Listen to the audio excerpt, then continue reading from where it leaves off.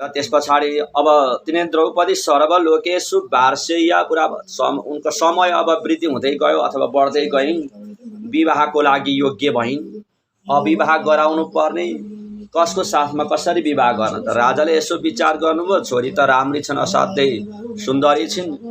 अब यस्तै सुन्दरीको विवाह गराउनको लागि योग्य वर कस्तो व्यक्ति हुने हो? बरु एउटा प्रण लिनु पर्यो, बाचा लिनु पर्यो भनेर द्रुपद राजाले एउटा बाचा लिनुभयो, प्रण लिनुभयो। कस्तो प्रण लिनुभयो? एउटा रुखको टुप्पामा माछो झुन्याइएको रहेछ। है, एउटा रुखको टुप्पामा माछो झुन्याएर अनि त्यो रुखको फेदामा तल चाहिँ पानीको पोखरी दह रहेछ। जसले यो पानीको पोखरीमा हेरेर माथिको रुखको टुप्पामा भएको माछोलाई बाण लगाएर झार्छ अथवा मत्स्य भेद गर्छ, उसैले मेरो छोरीको साथमा विवाह गर्ने, स्वयंवर गर्ने छ भनेर राजाले यस्तो निर्णय दिनुभयो अथवा प्रण बाचा लिनुभयो। अनि त्यस पछाडि आए। अब राम्री थिइन्, सुन्दरी थिइन्, सबै अङ्ग मिलेकी थिइन्। कनकप्रभा भनेको सुन जस्तो चमक हुन्छ, त्यस्तै चमक भएकी त्यो द्रौपदी हुनुहुन्थ्यो। अब राम्री द्रौपदीको साथमा विवाह गर्नको लागि मत्स्य भेद गर्ने हो अनि राम्रीको साथमा विवाह गर्ने हो भन्दै आएका थिए राजकुमारहरू। टन्न आएर बसे। टन्न बसेपछि त्यहाँबाट तल हेर्ने, पानीमा हेर्ने, रुखको टुप्पामा माथि भएको माछालाई यसरी उँधो हेरेर उँभोपट्टिको माछालाई चाहिँ भेद गर्नुपर्ने, झार्नुपर्ने अथवा बाँडे लगाउनु पर्ने, त्यस्तो थियो नियम। त्यसै गरी बाण हान्थे। हेर्न चाहिँ तल पानीमा हेरेर अनि माथि बाण हान्थे। तर बाण हान्दाखेरि कुनैले कसैले पनि त्यो बाणलाई, त्यो माछोलाई बाणले छुवाउन सकेनन्। नछुवाएपछि त्यस पछाडि सबै राजाहरू पनि चिन्तित भइरहनु भएको थियो। यो कुरा थाहा पाउनु भएछ, अर्जुनले थाहा पाउनु भएछ। अर्जुनले विचार गर्नुभयो, अब यस्तो मत्स्य भेद गरेपछि द्रौपदीको साथमा विवाह गर्न, स्वयंवर गर्न पाइने रे। अब म जाउँ भनेदेखि के गर्ने होला? मैले माछोलाई लगाउन सक्दिनँ होला। नसकेपछि त्यहाँबाट फेरि अर्जुन आएको थियो। अर्जुनले आएर बाण हान्न खोज्यो, लगाउन सकेन भन्छन्, मेरो बेइज्जत हुन्छ। अब के गर्ने? भगवानसँग जानु पर्यो, पहिला भगवानलाई गएर भन्नु पर्यो भनेर अर्जुन कहाँ जानुभयो?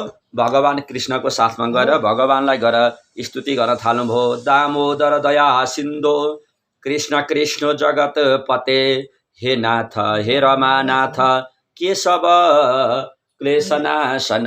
हे दामोदर, हे दयाको खानी भएका हे भगवान, हे श्री कृष्ण, हे जगतका पति, हे नाथ, हे मालिक, संसार विश्वको मालिक हुनुभएका हे भगवान, हे रमानाथ, हे क्लेश, हे केशव, संसारको दुःखलाई, क्लेशलाई नाश गर्नेवाला हे प्रभु, मेरो को छ र अहिले त साथमा? सबै भनेकै तपाईँ नै त हुनुहुन्छ नि हे प्रभु। न माता न तातो न च भारती वर्गो, न सख्यो न ज्ञात्री न भई भागिनेय। मेरो माता भन्ने पनि कोही छैन, पिता भन्ने पनि कोही छैन, बन्धु बान्धव भनेको पनि कोही छैन, प्राणको नाथ पनि तपाईँ नै हुनुभयो हे गोविन्द, हे गोपिकानन्द, गोपिकानाथ।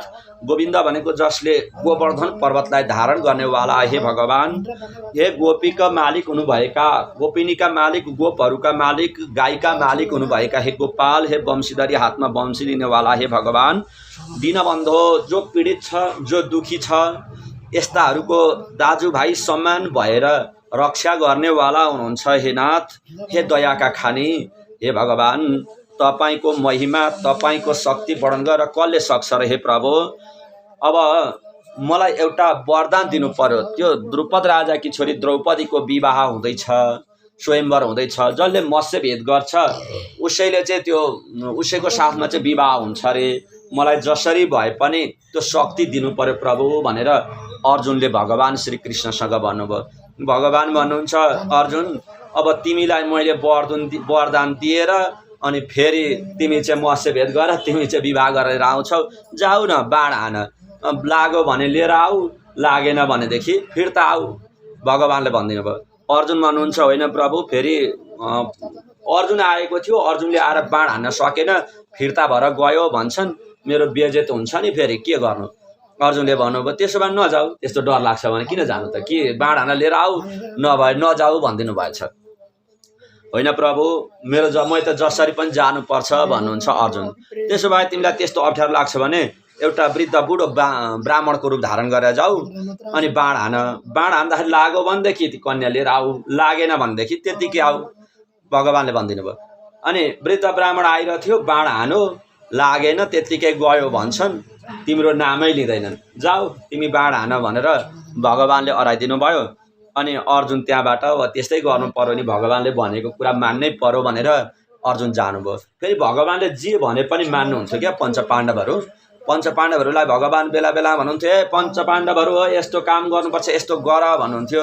अनि पञ्चपाण्डवहरू किन प्रभु भोलि गर्दा हुँदैन अथवा किन गर्ने, यसबाट के हुन्छ भनेर कहिल्यै पनि नसोध्ने, यस्तो गर है भनिसकेपछि टबक्क गर्न थालिहाल्ने। पञ्चपाण्डवले भनेका भगवानले भनेका कुराहरू पञ्चपाण्डवले कहिल्यै पनि नकाट्ने, दोस्रो प्रश्न गर्दै नगर्ने, त्यस्तो गर्नुहुन्थ्यो पञ्चपाण्डव। त्यही भएर पनि पञ्चपाण्डवको विजय भयो भगवानको साथमा, भगवानले भनेका कुराहरू मानेर।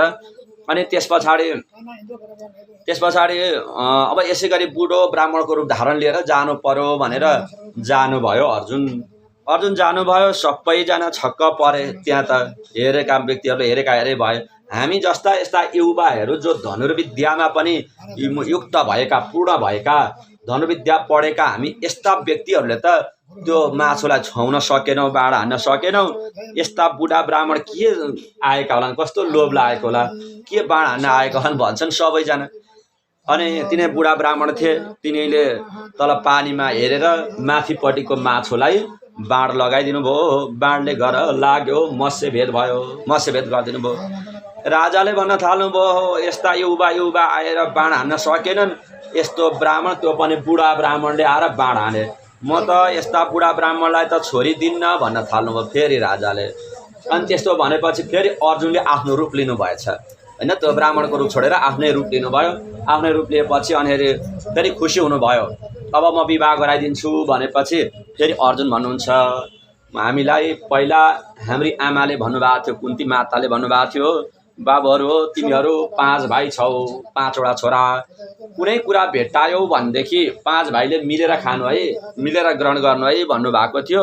त्यसकारण यी कन्या त हामी 5 भाइ छौँ, 5 भाइको पत्नी हुन्छन् भनेर अर्जुनले भन्नुभयो। त्यसो भनेपछि फेरि उनले भन्न थाल्नुभयो, उसको पिताजीले भन्नुभयो दुर्पद राजाले, जुन कन्याका 5वटा पति हुन्छन् तिनलाई भनिन्छ वेश्या भनिन्छ, र तिनले घरपट्टिको पनि माइती दुईटै कुललाई नरकमा पुर्याउने हुन्छन्। त्यसकारण म मेरा पितृहरूलाई नरकमा पुर्याउन चाहन्न, म यसलाई मेरी छोरी विवाह दिन्न भनेपछि त्यति बेलै फेरि नारद आदि गरेका ऋषिहरू आएर भन्न थाल्छन्, यी कन्याका 5वटै पति हुन्छन्, 5 पति भए पनि यिनलाई वेश्या भनिँदैन, पतिव्रता नारीमा हुन्छन्। पहिले भगवान शिवजीको आराधना गर्दा भगवान शिवजीले वरदान दिनुभएको हो, यिनको विवाह 5 भाइसँगै हुन्छ भनेको छ, त्यसकारण यिनको विवाह त यिनैसँग हुन्छ भनिदिनु भयो। त्यति बेला उनी नारद ऋषिले आएर त्यसो भए ल विवाह गराइदिउँ त भनेर विवाह गराइदिनु भयो। उनीको विवाह पञ्चपाण्डवको साथमा भयो। पञ्चपाण्डव भनेका युधिष्ठिर, भीम, अर्जुन, नकुल र सहदेव, यी 5 भाइलाई पञ्चपाण्डव भनिन्थ्यो। अनि त्यस पछाडि पञ्चपाण्डवको साथमा उनीहरूको विवाह भयो। भगवान भन्नुहुन्छ, हे द्रौपदी, त्यति बेला त्यस्तो तरिकाले तिम्रो विवाह भएको थियो र तिमीहरूलाई नै यसरी दुःख परिरहेका बेलामा कौरवहरूले छल कपट गरेर अनेक तरहले कसरी हुन्छ वनवासमा पुर्याउने भनेर वनवासमा पुर्याउने काम गरे। मलाई असाध्य असह्य भयो। तिमीहरू जङ्गलमा आयौ, जङ्गलमा आएर पनि तिमीहरूले कति दुःख गर्यौ, कति पीडा भोग्नु पर्यो। त्यति बेला मलाई दया लाग्यो तिमीहरूको पीडा देख्दाखेरि र तिमीहरूको साथमा म आएको छु अहिले दर्शन दिनको लागि। हे द्रौपदी, मैले भनेको थिएँ कि तिमीहरूलाई यो जङ्गलमा आएर बस्नुपर्ने, यस्तो दुःख पर्ने कारण के थियो त भन्दा पूर्व जन्ममा पुरुषोत्तम महिनाको अपमान गरेको कारणले गर्दाखेरि यो जन्ममा यसरी दुःख पाउनु पर्यो र पुरुषोत्तम महिना आउँदाखेरि पनि तिमीहरू अल्छ्याइले बितायौ, पुरुषोत्तमको कुनै आराधना गरेनौ, अल्छ्याइले बिताएको कारणले गर्दाखेरि तिमीहरूले दुःख पायौ। तर यही जङ्गलमा बसेर कहिलेकाहीँ त भोकै पनि बस्यौ, खाना पाएनौ, दुब्ला पाताला भएर बसेका थियौ। त्यति बेला मेरो महिना, प्यारो महिना पुरुषोत्तम महिना आएको थियो। पुरुषोत्तम महिनामा तिमीहरूले नखाइकन भोकै बसेको कारणले गर्दाखेरि मेरो व्रत भएकोले गर्दा तिमीहरूमाथि म दया गरेर दर्शन दिन आएको छु। हे पञ्चपाण्डवहरू हो, अब एउटा गोप्य कुरा बताउँछु सुन। अब तेस्रो महिनामा पुरुषोत्तम महिना आउँछ र पुरुषोत्तम महिनामा व्रतम चेरु विधान त विधान पूर्वकले विधि विधान पूर्वकले पुरुषोत्तमको व्रत बस हे पञ्चपाण्डव, हे द्रौपदी। यसो गर्यौ भनेदेखि तिमीहरूले 14 वर्षको लागि तिमीहरू यहाँ जङ्गलमा आएका थियौ नि, त्योभन्दा पहिला नै तिमीहरू फिर्ता भएर जान्छौ र सुख पनि प्राप्ति हुन्छ, राज्य पनि प्राप्ति गर्छौ, आनन्दले बस्नेछौ। त्यसकारण तिमीहरू अब पुरुषोत्तमको आराधना गर, त्यो महिनामा व्रत बस, स्नान गर भन्दै भगवानले यही उपदेश दिनुभयो र त्यहाँबाट भगवान पनि जानुभयो। भक्तवत्सल भगवानको, आनन्द कन्द भगवानको, कृष्ण कन्हैया लालको, राधा सहित पुरुषोत्तम भगवानको। र जङ्गलमा बसेका पञ्च पाण्डवहरूले आज भगवानको आराधना गर्न थाल्नुभयो। है पुरुषोत्तम महिना आएपछि पुरुषोत्तमको सेवा गर्नुभयो। भक्तिपूर्वकले विधिपूर्वकले स्नान गर्ने, व्रत बस्ने, पूजा आराधना गर्ने। भगवान पुरुषोत्तमको आराधना गरेकोले गर्दाखेरि त्यो काम्यक नाम गरेको त्यस्तो कण्टक वनमा बसेकाहरू र 14 वर्षको लागि गएका पनि 12 वर्षमै फिर्ता भएर फेरि आफ्नो राज्यमा गएर फेरि आफ्नो राज्य गरे। त्यस पछाडि कौरवहरूलाई हटाएर राज्य गर्नु पर्यो। उनै भगवान कृष्णको खेल हो भनेर सम्पूर्ण पञ्च पाण्डवहरू उनै भगवान नै सर्वश्रेष्ठ हुनुहुन्छ। संसारमा सबै भगवानकै सृष्टि हो, जहीँ त्यहीँ भगवान हुनुहुन्छ, यो कृष्णकै खेल हो भनेर पञ्च पाण्डवले भगवान कृष्णको आराधना गर्नुहुन्थ्यो र पूजा गर्नुभयो। एकपटक यज्ञ गर्नु पर्यो भनेर यज्ञ गर्नुहुन्थ्यो, गर्न लाग्नुभयो युधिष्ठिर महाराजले। गुरुले गर भन्नु थाल्नुभयो। राजन यज्ञ त गर्दै हुनुहुन्छ, तर कुन चाहिँ भगवानलाई अग्र पूजा गर्नुहुन्छ, मुख्य भगवान कसलाई मान्नुहुन्छ भन्दाखेरि हामीलाई हरेक आपत विपद परेका बेलामा रक्षा गर्ने, बचाउने उनै भगवान श्रीकृष्ण हुनुभयो। किनकि हामीलाई कस्तो कस्तो अवसरमा बताउनु भयो। लाहाको घरमा राखेर आगो लगाउँदा त्यति बेला हामीलाई बचाउनु भयो। जङ्गलमा जाँदाखेरि दुःख परेको बेला बचाउनु भयो भगवानले। कहिले रात्रिको समयमा सुतेका निराएका बेलामा टाउका लिएर आओ, त्यसलाई मारेर टाउका लिएर आओ भनेर पठाएको बेलामा रात्रिमा उठाएर हामीलाई बचाउनु भयो।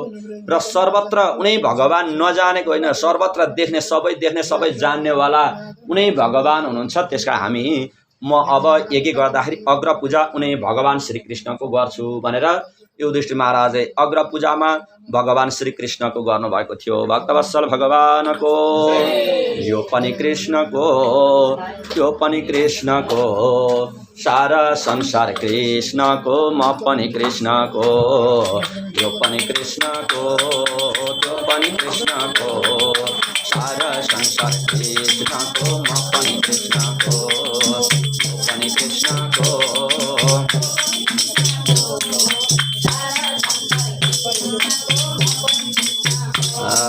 यो पनि कृष्णको, यो पनि कृष्णको, सारा संसार कृष्णको, म पनि कृष्णको, यो पनि कृष्णको, त्यो पनि कृष्णको, सारा संसार कृष्णको, म पनि कृष्णको, यो पनि कृष्णको।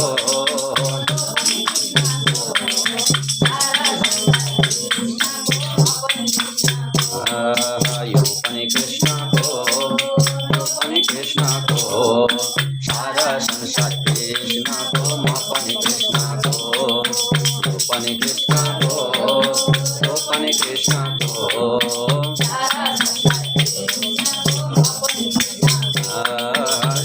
संसार कृष्णको, म पनि कृष्णको, सारा संसार कृष्णको, म पनि कृष्णको, सारा संसार कृष्णको, कृष्णको। कृष्ण कन्हैया लालको। भगवान भन्नुहुन्छ, राजन नारायण भगवान हुनुहुन्छ। नारद हे ब्राह्मण, अन्जानमा भगवानको आराधना गर्छ, पुरुषोत्तमको आराधना गर्छ भने पनि पुण्य फल प्राप्ति पाइहाल्छ उसले। अतुल धन सम्पत्ति, अतुल सुख, अकण्टक राज्य पनि प्राप्ति गर्छ जुन भगवान पुरुषोत्तमको आराधना गर्छ भने। जस्तै एकजना राजा हुनुहुँदो रहेछ, सूर्य वंशमा उत्पन्न हुनुभएको राजा, जसको नाम थियो दृढधन्वा नाम गरेको राजा हुनुहुन्थ्यो। दृढधन्वा नाम गरेको राजाले पुरुषोत्तम भगवानको सेवा गर्नाले गर्दाखेरि छोरा नातिमा पनि सुख, श्रीमतीमा पनि सुख र धन सम्पत्ति, राज्य सम्पूर्ण सबै सुखले युक्त हुनुभएको त्यस्तो दृढ धन्य नाम गरेको राजा हुनुभएको थियो भने महाराज अवश्य पनि पुरुषोत्तमको कथा पुरुषोत्तमको आराधनाबाट अनेक प्रकारका त्यस्ता अलौकिक सुख ऐश्वर्यहरू प्राप्ति हुँदा रहेछन् भन्दै 88,000 ऋषिहरूलाई पौराणिक सूतजीले भन्नुभयो। त्यस्तै नारायण भगवानले नारद ऋषिलाई भन्नुभयो। अब 88,000 ऋषिहरूले प्रश्न गर्नुभयो सूतजीको साथमा। सुत सुत महाभाग वदनो वदताम्बर दृढ धन्वा कथम प्राप पुरुषोत्तम सेवनात्। हे सुतजी महाराज, हजुर त धन्य हुनुहुन्छ, साक्षात् भगवान वेदव्यासका चेला हुनुहुन्छ, उहाँका मुखबाट हजुरले कथा सुन्नुभयो नि। अब मलाई हामीलाई यही कथा सुन्ने इच्छा भयो। हजुरले जुन अघि अलिकति वर्णन सुनाउनु भयो, दृढ धन्य नाम गरेको राजा हुनुहुन्थ्यो, उहाँले त पुरुषोत्तमको सेवा गर्नुभयो, भगवानको चाहिँ आराधना गर्नुभयो भन्नुभयो नि। पुरुषोत्तम भगवानको सेवा कसरी गर्नुभयो दृढ धन्य नाम गरेको राजाले? अनि उहाँका छोरा नाति कस्ता भए, श्रीमती कस्ती भइन्, उहाँको राज्य कस्तो भयो, यसको बारेमा बताइदिनुहोस् न प्रभु, म यसको बारेमा सुन्न चाहन्छु, हामी सुन्न चाहन्छौँ भनेर 88,000 ऋषिहरूले भन्नुभएको थियो।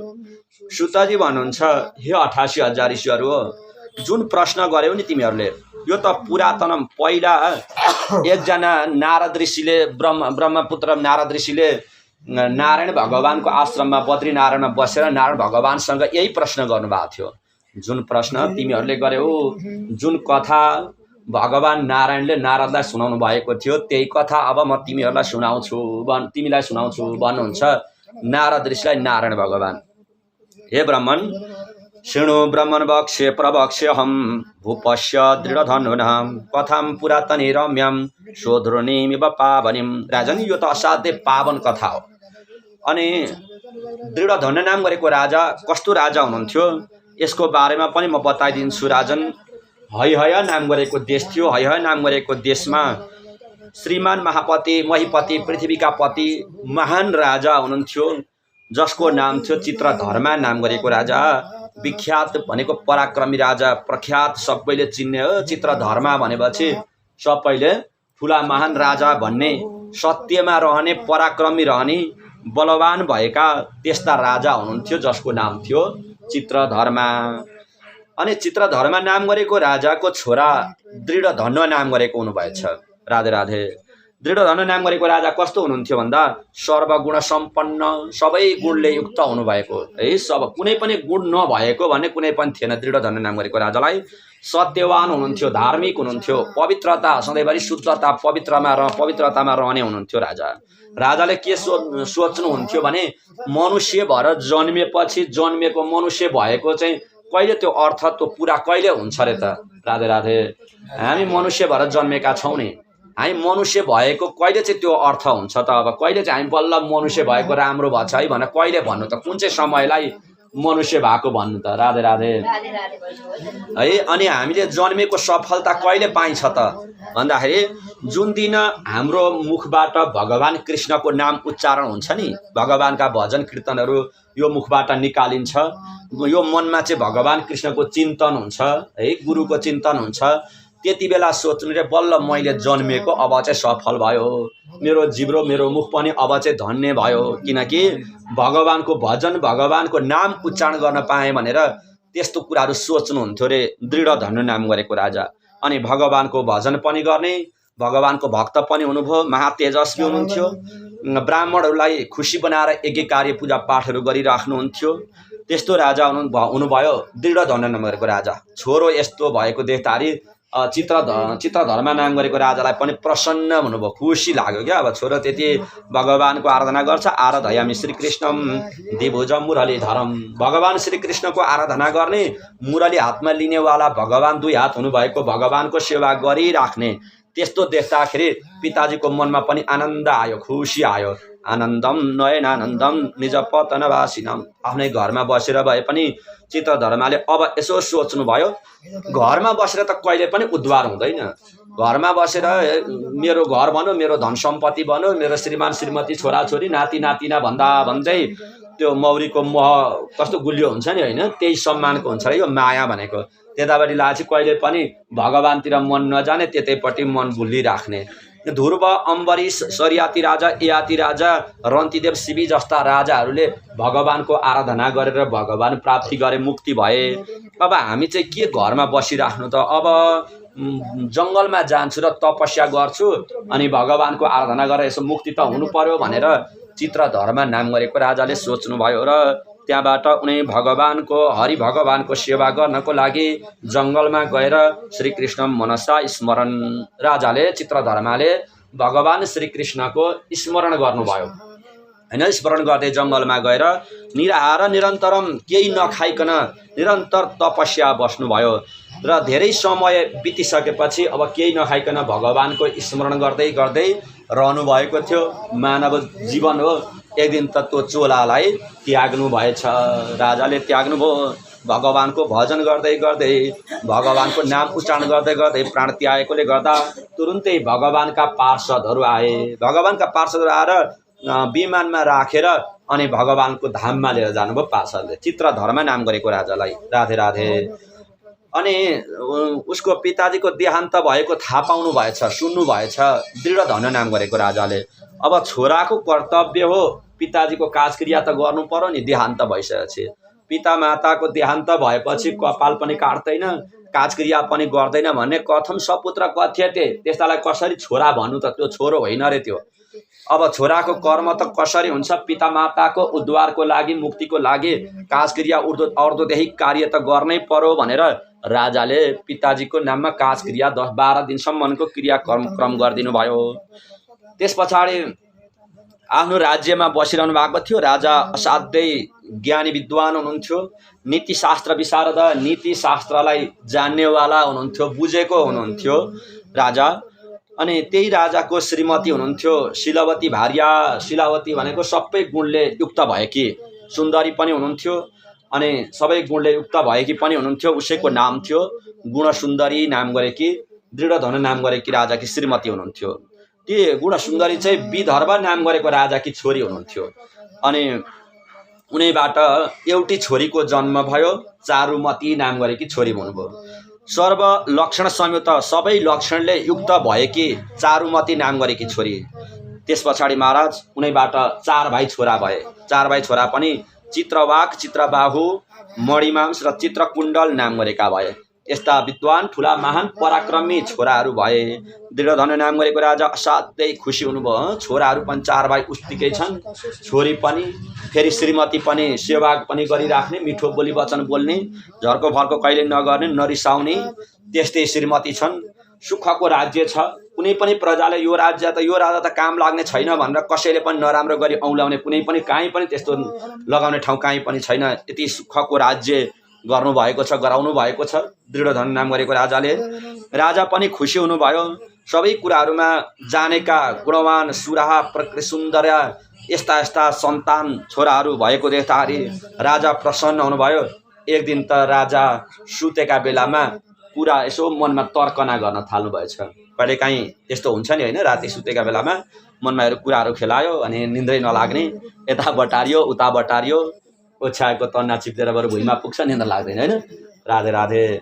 अनि त्यसै गरी राजाले मनमा कुरा खेलाएर चिन्ता गर्न थाल्नुहुन्छ, निन्द्रा पटक्कै लागेन त है। राजाले त्यस्तो सोच्दा सोच्दै उज्यालो भएछ। राजाले के सोच्नु भएछ त भन्दा, अहोयम वैभव के न पुण्य न महता भवत्, मैले कुनै तपस्या पनि गरेको छुइनँ, यज्ञ पनि गरेको छुइनँ, दान धर्म पनि गरेको छुइनँ, कहिले नदीमा गएर स्नान पनि गरेको छुइनँ, त्यस्ता ठुला कर्म यज्ञका कर्महरू त्यस्तो कुनै केही पनि गरेको छुइनँ मैले। तर मलाई यस्तो वैभव, यस्तो सुखको राज्य, यस्तो मेरो अधीनमा बस्ने छोराहरू, 4 भाइ छोराहरू अनि श्रीमती, यस्तो मैले कसरी भेट्टाएँ होला? यस्तो पुण्य नगरिकन धेरै पुण्य गरेको फल चाहिँ मैले पाइरहेको छु, यो कहाँबाट आयो होला यस्तो पुण्य, यस्तो सुखको राज्य, सुखको धन सम्पत्ति भनेर राजाले चाहिँ त्यस्ता कुराहरू सोच्नु भयो र त्यो रातभरि सुत्नु भएन। बिहान उज्यालो भयो, उठेपछि राजा अब शिकार खेल्न जानु पर्यो भनेर घोडामा चढेर अनि शिकार खेल्न भनेर जानुभएछ। शिकार खेल्न जानुभएको एउटा मृगलाई देख्नुभएछ। मृगलाई बाण हान्नुभयो राजाले, त्यो बाणै समेत लिएर मृग भाग्यो। अब मृग भागेपछि राजा चाहिँ पछि पछि दगुर्दै जानुभयो, त्यो मृग अदृश्य भयो भनेको देख्नु भएन। बाण लागेको थियो मृगलाई, बाणै समेत लिएर गएको थियो मृग। अनि त्यो बाढ लागेको ठाउँबाट घाइते भएको मृग त्यो घाउबाट चाहिँ खुन चुइरहेको थियो। कता खुन चुइरहेछ भन्दा हेर्दै हेर्दै जानु त्यो पनि हरायो। घोर जङ्गलमा पुग्नु भएछ राजा। अब काहीँ कुनै कोही मनुष्यहरू केही नभएको ठाउँमा त्यस्तो घोर जङ्गलमा पुगेपछि राजालाई पियास पनि लागेछ। अनि यसो पानी पिउनु भयो। पानी पिएपछि अब एकछिन त आराम गर्नु पर्यो भनेर राजा एकछिन त्यो ठुलो रुख रहेछ रुखको फेदामा बस्नुभयो राजा। है ठुलो रुखको फेदामा राजा बसेर एकछिन आराम गर्नुभएको थियो। माथिबाट एउटा चरो आएछ रुखको टुप्पामा बसेछ। त्यो चराले सधैँभरि जति बेला पनि एउटै कुरा भनिरहन्छ त्यहाँ बसेर। के भन्छ त्यो चराले? विद्यमान अतुल सुखमालोक्य अतीव भूतले न चिन्तयसि तत्त्वम् त्वं तत्कथं पारमेष्यसि। त्यो चराले एकपटक दुई पटक होइन मुहुर्बदन बारम्बार त्यही भनेको भनै गर्छ। एकपटक दुई पटक भने त चराले त्यही बोलो सिद्धियो भनेर राजा त्यो पनि चुप लाग्नुहुन्थ्यो होला, मनमा कुरा फेरि राख्नुहुन्न थियो होला। बारम्बार त्यही भनिरहेछ विद्यमान अतुल सुखमालोक्य। आज यति धेरै धन सम्पत्ति सुख पाएँ भनेर तिमी खालि यही पृथ्वी लोकमा यसै गरी शिकार खेल्दै हिँड्ने, भुतलमा हिँड्ने यस्तो गर्छौ भनेदेखि राजन तिमी कसरी पार तर्छौ? पार तर्नको लागि त कुनै उपाय गर्नुपर्छ। भगवानतिर मन लगाएर भगवानतिरको कर्म गर्नुपर्छ। त्यत्तिकै शिकार खेल्ने अनि जङ्गलमा कुद्ने यसरी त पार तरिँदैन। कसरी पार तर्छौ त राजा भनेर त्यो रुखमा बसेको चराले भनेको भने दोहोऱ्याइ तेह्राइ चौराइ त्यो त्यही कुरालाई भनेको भनै गर्छ त्यो चराले। राजा त छक्क पर्नुभयो। त्यो कुरा सुनेपछि त्यहाँबाट राजा फेरि जानुभयो। गएर आफ्नो घरमा पुग्नुभयो। घरमा पुगेर अब कोहीसँग पनि बोल्न मन लागेन क्या फेरि राजालाई। सधैँभरि त्यस्तो त कहिले पनि गर्नुहुन्थ्यो राजा। गएर खाना पनि नखाइकन गएर झ्याप्प सुत्नु भएछ। सुतेपछि होइन आज राजालाई के भयो, के चिन्ता परेछ, के पीडा भयो राजालाई? यस्तो त कहिले पनि गर्नुहुन्न थियो। उनकी श्रीमती गुणसुन्दरीले गएर अब सोध्नु पर्यो भनेर राजालाई गएर सोध्नुभयो। भो भो पुरुष शार्दूल दौरु मनस्यमिदम कुतः। हे राजन, तपाईँ राजाहरू मध्येमा श्रेष्ठ राजा हुनुहुन्छ, महान राजा हुनुहुन्छ, ठुलो राजा हुनुहुन्छ। उत्तिष्ठ उत्तिष्ठ भूपाल, उठ्नुहोस् राजा, सुखको भोग गर्नुपर्छ। किन तपाईँ चिन्ता गर्नुहुन्छ? चिन्ता गरेर के फाइदा हुन्छ? तपाईँलाई चिन्ताको कारण के हो राजन? मलाई पनि बताउनुहोस् न, सबै कुराहरू बताउनुहोस् भनेर यसरी भन्नुहुन्छ। श्रीमतीले भन्नुभयो, गुणसुन्दरीले भन्नुभयो, दृढ धन नाम गरेको राजालाई। यसरी भनेपछि अब राजाले सबै कुराहरू सुनाइदिनु भयो। श्रीमतीलाई भन्नुभयो, हेर न आज म यसरी जङ्गलमा गएको, जङ्गलमा जाँदाखेरि एउटा चरोले आएर रुखमा खालि एउटै कुरा भनेको भनै गर्छ। त्यो चरो को हो, त्यसले के भनेको हो, त्यसले किन त्यसो भनेको, मलाई यो कुरा बुझ्नै सकिनँ। मलाई बडा आश्चर्य लाग्यो। यही कुराले गर्दाखेरि मलाई खान मन पनि छैन, निन्द्रा पनि छैन, भोक तिर्खा केही पनि छैन सुन्दरी। मलाई यसैमा पीर चिन्ता आश्चर्य लागिरहेको छ भनेर श्रीमतीलाई सबै कुराहरू सुनाउनु भयो। श्रीमती भन्नुहुन्छ, राजन चिन्ता गरेर केही पनि हुँदैन। हामीले त बुझ्ने प्रयास गर्नुपर्छ नि त। कसैलाई सोध्नुपर्छ, बुझ्नुपर्छ को हो त्यो, किन भनेको, के भनेको, यो कुरा त बुझ्नुको पर्छ त। चिन्ता गरेर काहीँ त्यस्तो हुन्छ त भन्नुहुन्छ गुणसुन्दरीले सम्झाउनु भयो। त्यस पछाडि चिन्ता तुरस्य असंगृहम, घरमै चिन्ता गरेर बसिरहनु भएको थियो। अलि परबाट एकजना ऋषि आउँदै गरेको देख्नु भएछ राजाले। ऋषि आउँदै गरेको देखेछ, हतार हतार जानु भएछ ऋषि भएको ठाउँमा। ऋषिलाई गएर साष्टाङ्ग दण्डवत गर्नुभयो राजाले। दुराधलोक्य भूपाल, राजाले टाढै गएर दण्डवत गर्नुभयो। दण्ड भनेको लौरो, बत भनेको जसरी होइन, जसरी लौरो भुइँमा लड्छ त्यसै गरी लडेर नमस्कार गर्नु, त्यसलाई भनिन्छ साष्टाङ्ग दण्डवत भनिन्छ। सा अष्ट अङ्ग, सा भनेको ती आठवटा अङ्गहरू भुइँमा छुवाएर नमस्कार गर्नु। पैतालाले, घुँडाले, पेटले, छातीले, कुइनाले, हत्केलाले अनि निधारले भुइँ छुनु। त्यस पछाडि मन भगवानतिर अथवा जसलाई साष्टाङ्ग दण्डवत गरेको छ त्यहीतिर मन लगाएर यसरी सुतेर नमस्कार गर्नुलाई साष्टाङ्ग दण्डवत भनिन्छ। त्यसै गरी पादावङ्कगतौ कृत्वा, पाउमा चरणमा परेर साष्टाङ्ग दण्डवत गरेर हातमा समाएर अनि बिस्तार बिस्तार आफ्नो आश्रममा लिएर आउनुभयो र आश्रममा राख्नुभयो। अनि आसनम पाद्यम अर्यम भने हामी पूजा गर्छौँ नि भगवानको होइन, कचौरामा पानी राखेर आसनम भनेको भगवानको आसन राखिदिनु, पाद्यम भनेको गोडा धोइदिनु है। अनि हस्त अर्घ्यम भनिन्छ, अर्घ्यम भनेको हात धोइदिनु। आचमनियम भनेको मुख आचमनी गराइदिनु, जल आचमनी जल गराइदिनु। अनि स्नान गराइदिनु, पञ्चामृत स्नान, शुद्ध जलले स्नान गराइदिनु। यो हामी भगवानको जुन विधिले पूजा गर्छौँ त्यही विधिले पूजा गर्नुभयो राजाले। तिनै ऋषिलाई, ऋषि हुनुहुन्थ्यो वाल्मीकि ऋषि, जो रामायणलाई रचना गर्नेवाला हुनुहुन्थ्यो, शास्त्र निर्माण गर्नेवाला वाल्मीकि ऋषि हुनुहुन्थ्यो। सामान्य ऋषि हो र साधारण ऋषि हो र वाल्मीकि ऋषि। त्यस्तो ऋषिलाई आज दृढधन नाम गरेको राजाले आफ्नो घरमा ल्याएर राख्नुभयो। दृढधन नाम गरेको राजा पनि एकदम प्रसन्न हुनुभयो। गोडा धोइदिनु भयो, गोडा धोएको पानीलाई पिउनु भयो, रहेको पानीलाई पिएर रहेको पानीलाई शिरबाट खनाउनु भयो राजाले। र त्यस पछाडि अनि ऋषिले भन्नुभयो, ए राजन, तिमीले मलाई आज यति धेरै सेवा त गर्यौ, तर तिम्रो मनमा मलाई एउटा आश्चर्य लागिरहेको छ। तिम्रो मन चाहिँ आत्तिए जस्तो देख्छु म। के भयो, तिमीलाई कुनै पक्कै पीर परेको छ, कुनै चिन्ता परिरहेको छ? केही चिन्ता पीरहरू परेर चाहिँ मान्छेलाई भित्र उकुस मुकुस भएको हुन्छ नि, हो त्यस्तै उकुस मुकुस भएको त्यस्तो अनुहार तिम्रो मोडामा त्यस्तो देखिरहेको छु राजन। के भयो तिमीलाई, चिन्ताका कुराहरू सबै मलाई बताऊ त भन्नुभयो ऋषिले। वाल्मीकि ऋषिले भन्नुभयो, ऋषिले बुझिहाल्नु भन्यो। अब ऋषि जान्ने विद्वान ऋषि हुनुहुन्थ्यो। अनि बुझिसकेपछि राजालाई प्रश्न गरेपछि राजा भन्नुहुन्छ, भवदीय पदम भोज कृपया मे सुखम सदा परत्वेको महान विद्वान सन्देहो हृदय मम। हे ऋषिवर, आज मेरो भाग्यको कुरा गर्ने हो भनेदेखि कहिल्यै पनि त्यो भाग्यको वर्णन गर्न सकिँदैन। मेरो ठुलो भाग्य रहेछ। तपाईँ जस्तो विद्वान महान, कुनै पनि शङ्काको निवारण गर्नेवाला तपाईँ जस्तो ऋषि आज मेरो घरमा आउनु भएको छ। किन तपाईँ जस्तो ऋषि मेरो घरमा आउनुभयो भने मेरा घरका पापहरू कुनै पनि रहँदैनन्, अब रहेनन्, अब सबै नाश भए, पापहरू सबै कटेर गए। किनकि नबी प्रपादो दक कर्धमानी नवेद शास्त्र ध्वनि गर्जितानी स्वाहा स्वधाकार विवर्जितानी। है, नबी प्रपादो भनेको वैष्णव ब्राह्मणहरूले आएर हाम्रो घरमा एक पाइला टेकिदिएनन्, अनि उनीहरूको पैतालाको एक थोप्पा पनि हाम्रो घरमा परेन भनेदेखि हाम्रो घर मसान घाट समान हुन्छ अरे। स्वाहा स्वधाकार विवर्जितानी, स्वाहा भनेर हवन गरिएन, स्वधा भनेर पितृकर्महरू गरिएन भनेदेखि हाम्रो घर मसान घाट समान हुन्छ अरे। अनि नवेद शास्त्र ध्वनि गर्जितानी, वेदको शास्त्रको ध्वनि आवाज भएन भनेदेखि, कहिलेकाहीँ पुराणहरूको आवाज, कहिलेकाहीँ वेदको आवाज भएन भनेदेखि हाम्रो घर मसान घाट समान हुन्छ। त्यसकारण महाराज, हजुरले त आज वैष्णव व्यक्ति, भगवानको भक्त, अनन्य, त्यो पनि साधारण भक्त हो र ऋषि, जहाँ पुराणहरूलाई पनि निर्माण गर्न सक्नेवाला, त हजुर यस्तो महान ऋषि मेरो घरमा आउँदाखेरि अब पनि पाप बाँकी रहला नि त, अब पनि मेरो मनमा चिन्ताहरू बाँकी रहला नि त। मेरो मनमा चिन्ता त छन् नि ऋषिवर। अनि चिन्ता के छ त भन्दाखेरि अब राजाले भन्न थाल्नुभयो, हे ऋषिवर, म एक दिन मृगको कामनाले जङ्गलमा गएको थिएँ। मृग पनि भेट्टाइन। ठुलो रुखको फेदामा बस्दा एउटा चरोले आएर मलाई बारम्बार भन्यो, यति धेरै धन सम्पत्ति सुख ऐश्वर्य पाएँ भनेर शिकार खेल्दै हिँड्छौ, भगवानको चिन्तन गर्दैनौ, अनि कसरी पार तर छौ त तिमी भनेर त्यो चराले बारम्बार त्यही कुरा मात्रै भनिरहन्छ। हे ऋषिवर, मलाई असाध्यै आश्चर्य लाग्यो। यो चाहिँ किन, यो चरो को हो, यो चराले किन भनेको हो, यो चराले भन्न खोजेको कुरा के हो, को हो, किन हो र के हो, यो प्रश्न, तीनटा प्रश्न गर्नुभयो। अथवा त्यो चरा को हो, त्यो चराले के भनेको हो, है मैले बुझ्न सकिनँ र किन भनेको हो त्यसले, यो कुरा मलाई बुझाइदिनुहोस् न एउटा।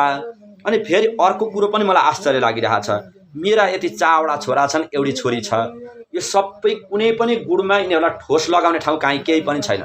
सबै गुणले सम्पन्न, विद्याले सम्पन्न, धन सम्पत्तिले सम्पन्न, अनि धनुर्विद्या आदि जुनसुकै कुराले पनि सम्पन्न छन्। फेरि श्रीमती सधैँभरि मैले भनेको मान्ने, मेरो सेवा गरिराख्ने, त्यस्तै छिन्। त्यसकारण यो यस्तो सुखको राज्य छ। यी प्रजाहरू यति मलाई मान्छन्, मेरा सन्तान हुन्, मेरा एउटा सन्तानले पिता मातालाई माने सम्मानको त्यस्तो मान सम्मान गर्छन् है। यी प्रजाहरूले यस्तो सुखको राज्य गरेको छु मैले, यो कहाँबाट कसरी मैले प्राप्ति गरेँ होला, के कारणले यस्तो भयो होला, मलाई यो बडा आश्चर्य लागिरहेछ। के न पुण्य नै मे अधुना, यो मेरो पुण्यको कुन चाहिँ पुण्यको कारणले गर्दाखेरि यस्तो भयो होला भनेर प्रश्न गर्नुभयो दृढधनु नाम गरेको राजाले। त्यस पछाडि अब ऋषि चाहिँ ध्यानमा बस्नुभयो। अब ध्यानमा बसेपछि सबै कुराहरू थाहा पाउने ऋषि हुनुहुन्थ्यो। भूतकाल, वर्तमानकाल, भविष्यकाल सबै समयहरू जान्ने हुनुहुन्थ्यो होइन, बितेका कुरा अनि आउने कुराहरू, भइरहेका कुराहरू सबै जान्ने हुनुहुन्थ्यो ऋषि।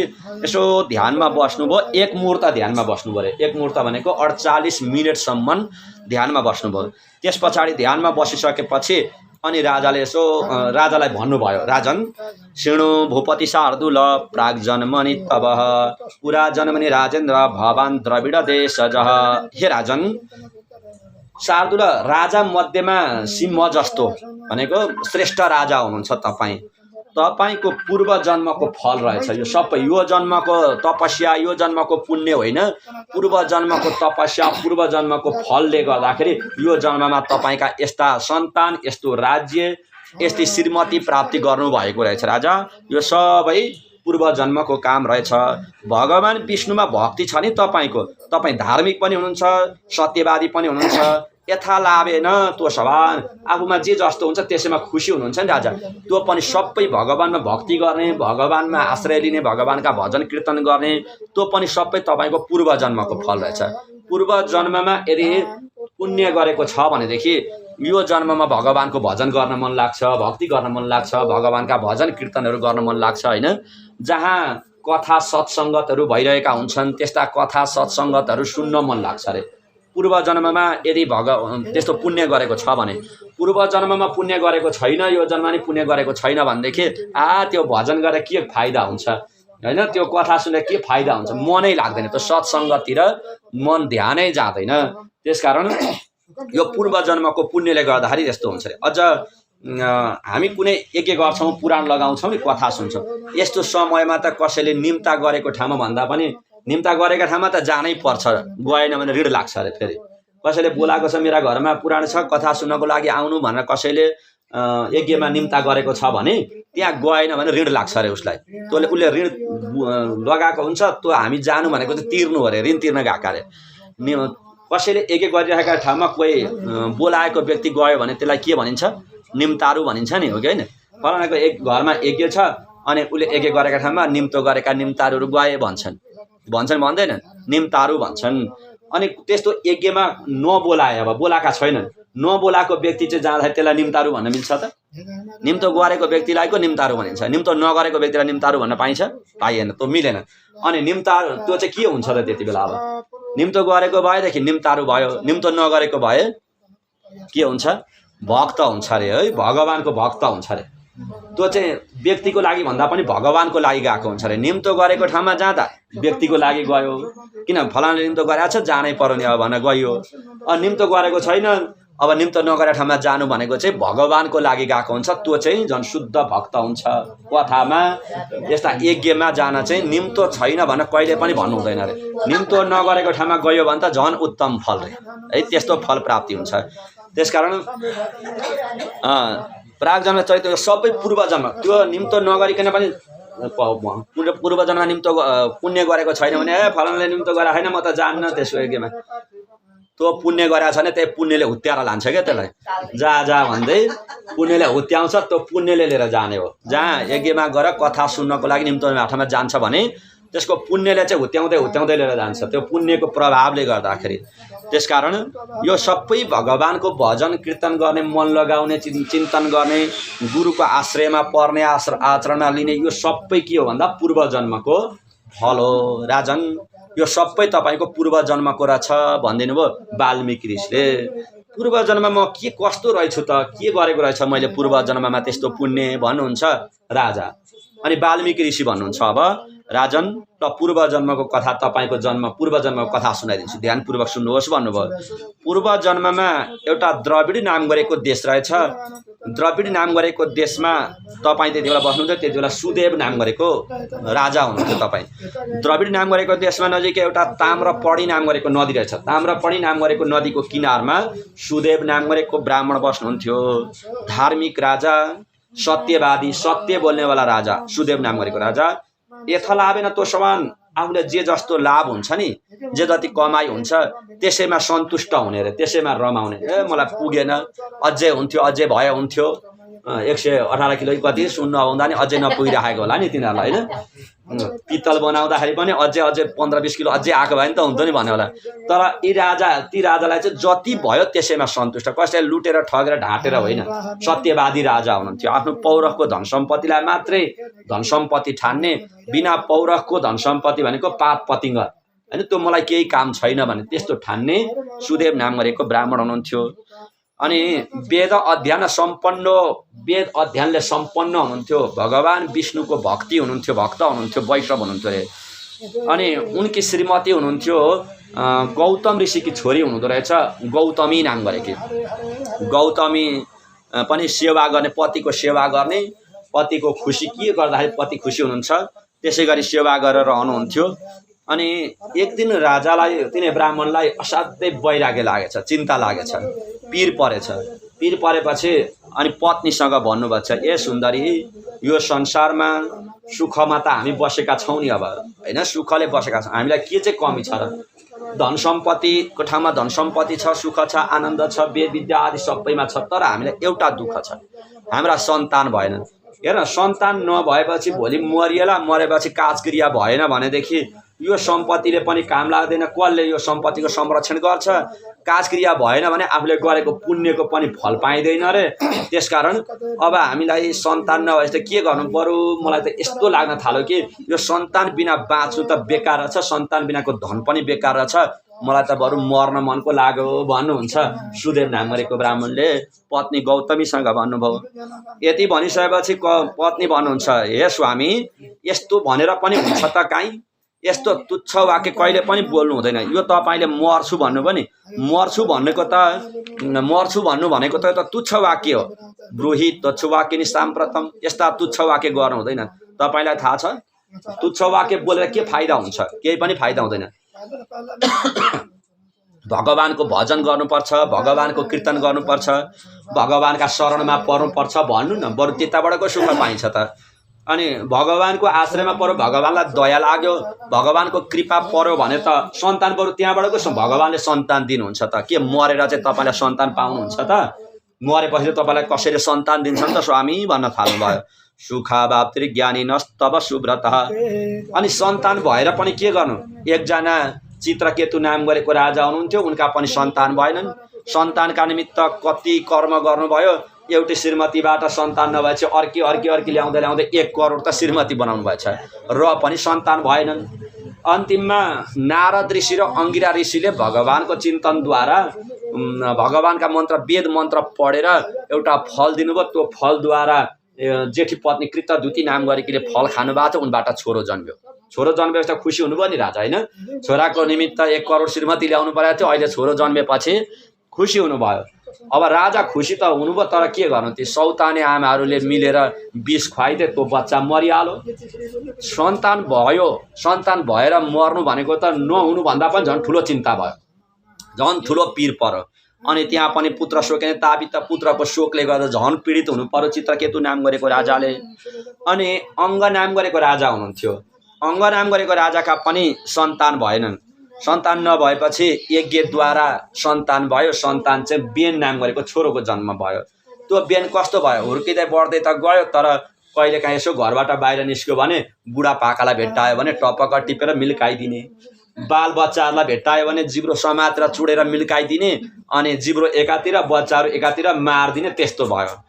अनि राजालाई आएर भन्न थाले, उसको पिताजीलाई भन्न थाले, राजन तपाईँको छोराले मेरो पितालाई मारिदियो, मिल्काइदिएर मारिदियो भन्छन्। कोही आएर मेरा छोराको जिब्रो नै चुडेर मिल्काइदियो भन्छन्। हेर्नु न, त्यसरी आएर पोल लगाउन थाले। राजाले भन्नुभयो, बाबु यस्तो कर्म कहिले पनि गर्नु हुँदैन। र वृद्ध बुढापाकाहरूको त सेवा गर्नुपर्छ त, अनि बालबच्चाहरूको पनि सेवा गर्नुपर्छ। यिनीहरूलाई दुःख कहिले पनि दिनु हुँदैन। यो त पाप लाग्छ, पाप कर्म गरिरहेको छौ, यस्तो पाप कर्म गर्नु हुँदैन भनिदिनु भयो। पाप कर्म नगर भन्नुभयो। यसरी भन्दाखेरि त्यो बेनले के भने, ए मलाई अर्ती बुद्धि दिने भने त्यो पिताजीलाई त लात्तीले पो हान्न थाल्यो। हेर्न, छोराले लात्तीले हान्यो। अङ्ग राजाले यसो विचार गर्नुभयो, अब यो छोरालाई कुट्ने पिट्ने गाली गर्ने भन्दाखेरि उसकी आमा सुनिता नाम गरेकी थिइन्। मेरा छोरालाई गाली गर्छौ भनेर उल्टै बाबुपट्टि आइलाग्ने, पितापट्टि नै आइलाग्ने, त्यस्तै भइन्। यिनीहरूको साथमा बस्नुभन्दा त बरु अब जङ्गलमा जान्छु भनेर रातिको समयमा घर छोडेर अङ्ग नाम गरेको राजा जङ्गलमा जानु पर्यो महाराज। भने छोरा भएर पनि के भयो त? चित्रकेतु नाम गरेको राजाले पनि चिन्तै गर्नु पर्यो, अनि अङ्ग नाम गरेको राजाले पनि चिन्ता गर्दै घर छोडेर जानु पर्यो। त्यसकारण छोरा सन्तान भइकन सत्पुत्र आल सताया चेत तपोधन, सत्पुत्र भयो भनेको राम्रो हुन्छ त। भगवान हरिको आराधना गरौँ न। भगवानको हरिको आराधना भइसकेपछि त अवश्य पनि सन्तान हुन्छ। राम्रो सन्तान, त्यसमा पनि राम्रो सन्तान हुन्छ। राम्रो सन्तान भयो भने जस्तै कर्दम नाम गरेको ऋषिले कपिल नाम गरेको भगवान त्यस्तो छोरो प्राप्ति गर्नुभयो, भगवानकै तपस्याद्वारा हो। भगवान स्वयं छोरो बनेर आउनुभयो। माता देवहूतिलाई योगको बारेमा, सांख्य योगको बारेमा ज्ञान दिनुभयो। योग भनेको के हो, योग कसरी गर्नुपर्छ भन्ने बारेमा सबै ज्ञान दिनुभयो हो। भगवानको आराधना गरौँ त, भगवानको सेवा गरौँ, तपस्या गरौँ, अनि सन्तान राम्रा हुन्छन्, भगवान खुसी पार्न सकौँ न। मर्छु भन्नुहुन्छ, मरेर के पाइन्छ?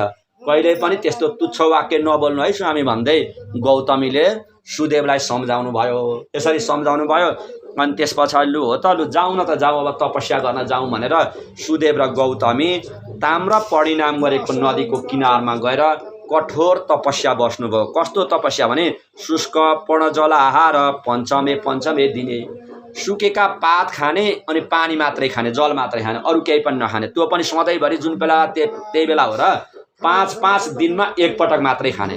5 दिनमा एकपटक, अनि फेरि तपस्या गरौँ हराय नमः भन्दै तपस्या गरौँ। फेरि अर्को 5 दिन आएपछि एकपटक खाने गर। यसरी खाँदा खाँदै तपस्या गर्दा गर्दै धेरै समय बित्यो।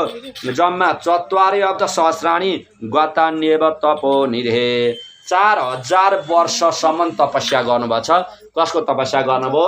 भगवान विष्णुको, हरिको तपस्या गर्नुभयो। भक्तवत्सल भगवानको वासुदेवाय वासुदेवाय ओम नमो भगवते वासुदेवाय वासुदेवाय वासुदेवाय ओम नमो भगवते वासुदेवाय वासुदेवाय वासुदेवाय ओम नमो भगवते वासुदेवाय वासुदेवाय।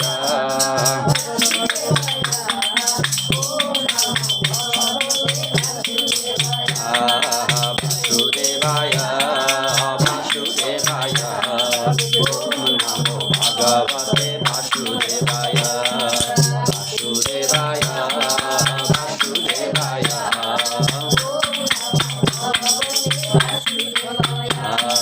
भजौं हरिलाई भजौं हरिलाई यो जिन्दगी भरिलाई भजौं हरिलाई भजौं हरिलाई भजौं हरिलाई यो जिन्दगी भरिलाई भजौं हरिलाई भजौं हरिलाई।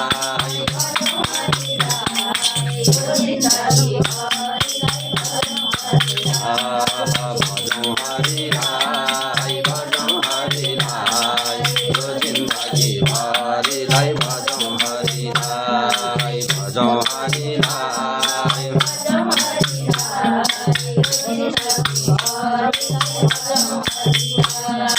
वासुदेवाय वासुदेवाय ओम नमो भगवते वासुदेवाय वासुदेवाय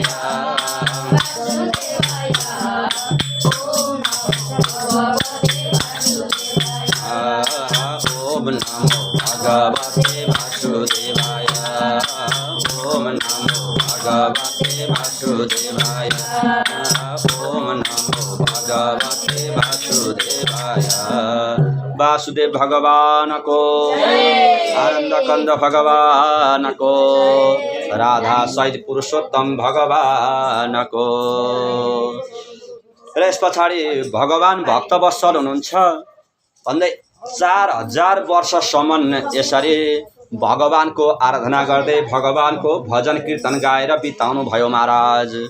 4000 वर्ष बितिसकेपछि अब भगवानले विचार गर्नुभयो कि अब जानु पर्यो दर्शन दिनको लागि भनेर दर्शन दिनको लागि भगवान गरुडमा चढेर आउनुभयो। भक्तवत्सल भगवानको भगवान गरुड परिसन्त गरुडमा चढेर जहाँ राजा रानी तपस्या गर्नु भएको थियो नि, त्यो ब्राह्मण ब्राह्मणी त्यही ठाउँमा आइपुग्नु भयो। उनीहरूलाई देख्ने बित्तिकै स्तुति गर्न थाल्नुभयो। नमस्ते देवदेवेश त्रैलोक्य भयेद प्रभो सर्वेश्वर नमस्तेस्तु त्वामहं शरणं गतः। हे देवताका पनि देवता, हे तीनटै लोकका मालिक हुनुभएका भगवान, स्वर्ग मर्त्य पाताल तीनटै लोकका मालिक हुनुभएका हे भगवान, यो संसारलाई अभयदान दिनेवाला पनि तपाईँ नै हुनुहुन्छ। हे नाथ, अभयदान दिनेवाला पनि तपाईँ नै हुनुहु। हे प्रभु, जगतको व्यक्तिहरू सबै शरणमा पर्नेवाला पनि तपाईँकै साथमा हुनुहु। हे प्रभु, हे जगतले वन्दना गर्ने हित भएका, जगतलाई आफ्नो अधीनमा आफ्नो उसमै राख्ने, शरीरमै लीन गराउने हुनुभएका, विश्वको कारण हुनुभएका, हे विश्वको रक्षक, हे दिव्य स्वरूप भएका, हे भगवान, फलको आधार हुनुभएको हे नाथ, हे प्रभु, कृष्णम विष्णु वासुदेवम वन्दे हम दीनवत्सलम। हामीमाथि दया गर्नुहोस् हे प्रभु, दया गर्नेवाला हे कृष्ण, हे विष्णु, हे वासुदेव, हे हरि, हे भगवान, हजुरलाई हामी बारम्बार नमन गर्दछौँ, दण्डवत गर्दछौँ भन्दै यसरी स्तुति गर्नुभयो। भगवानले भन्नुभयो, ए सुदेव र गौतमी, तिमीहरूको स्तुति प्रसन्नतादेखि मलाई असाध्यै खुसी लाग्यो। हेर, 4000 वर्ष तपस्या गर्यो मेरो नाममा, अब तिमीहरू के चाहन्छौ, के को लागि यति कठोर तपस्या गर्यौ भन त, के वरदान माग्छौ माग भन्नुभयो भगवानले। यसरी माग भनेपछि सुदेव भन्नुहुन्छ, यदि प्रीतोषी हे नाथ दीनबन्धु दयानिधे सत्पुत्रम देहि मे विष्णु पुराण पुरुषोत्तम।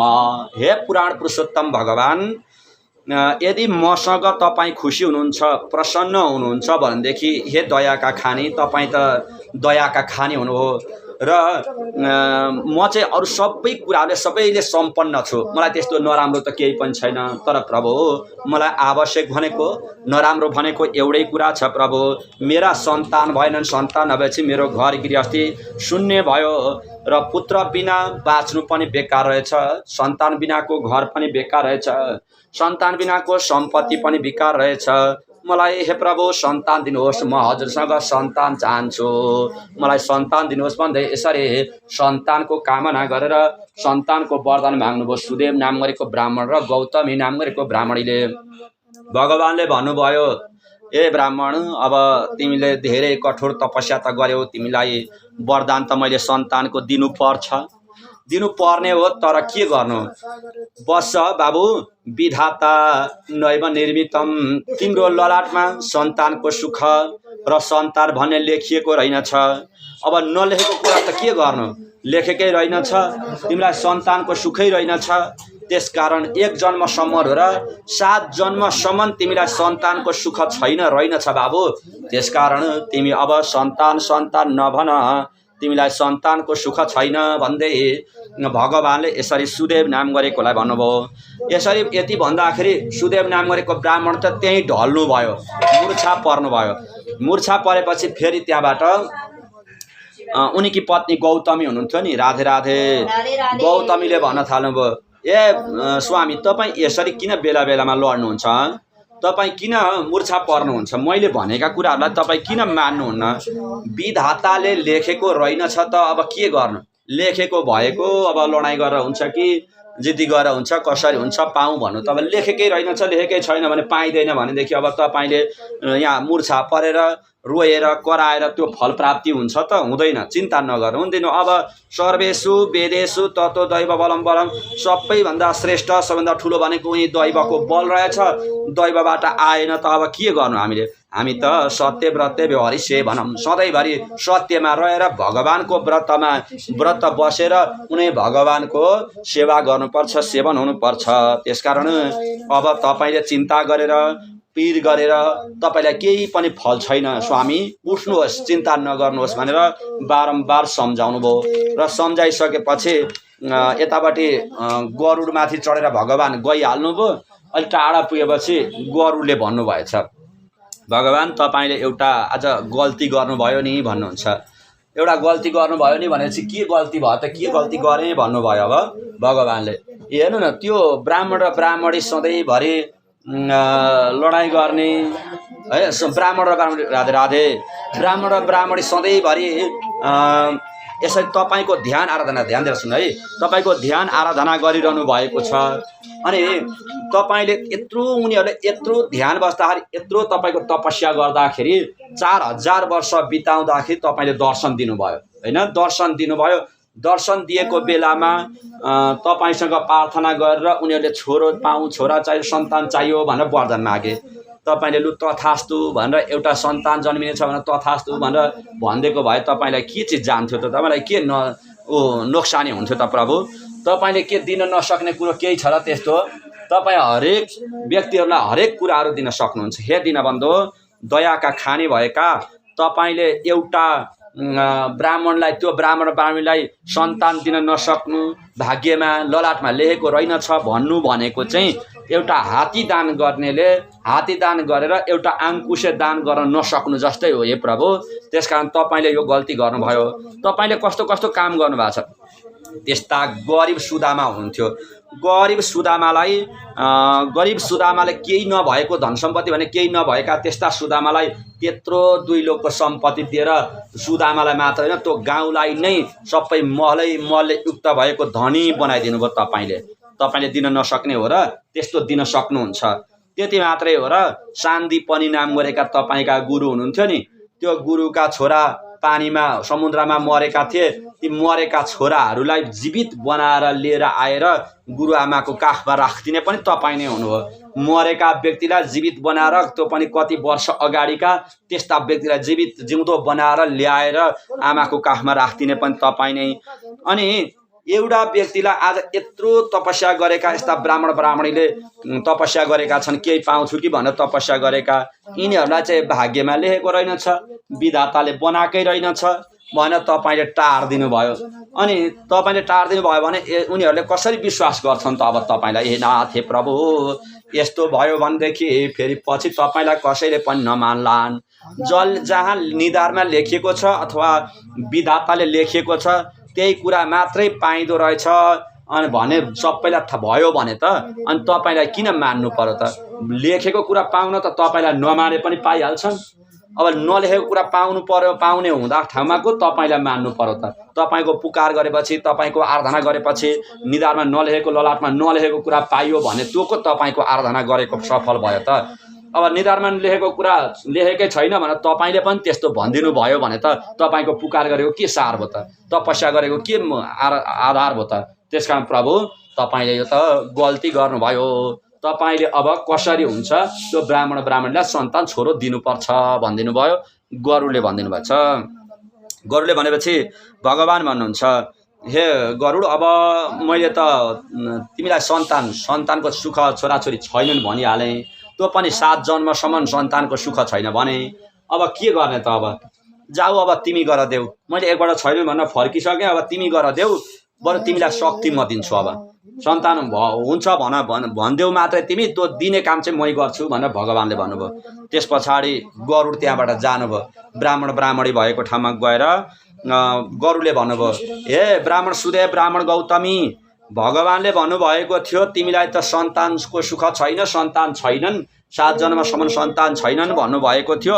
तर चिन्ता नगर्नुहोस्, कृपया ददमिते सुतम, तिमीहरूलाई म सन्तान दिन्छु। अब मेरो अंशबाट तिमीहरूको एउटा छोरो जन्मिनेछ, छोरो हुनेछ भनिदिनु भयो गरुडले। त्यति भनेर त्यहाँबाट गरुड जानुभयो।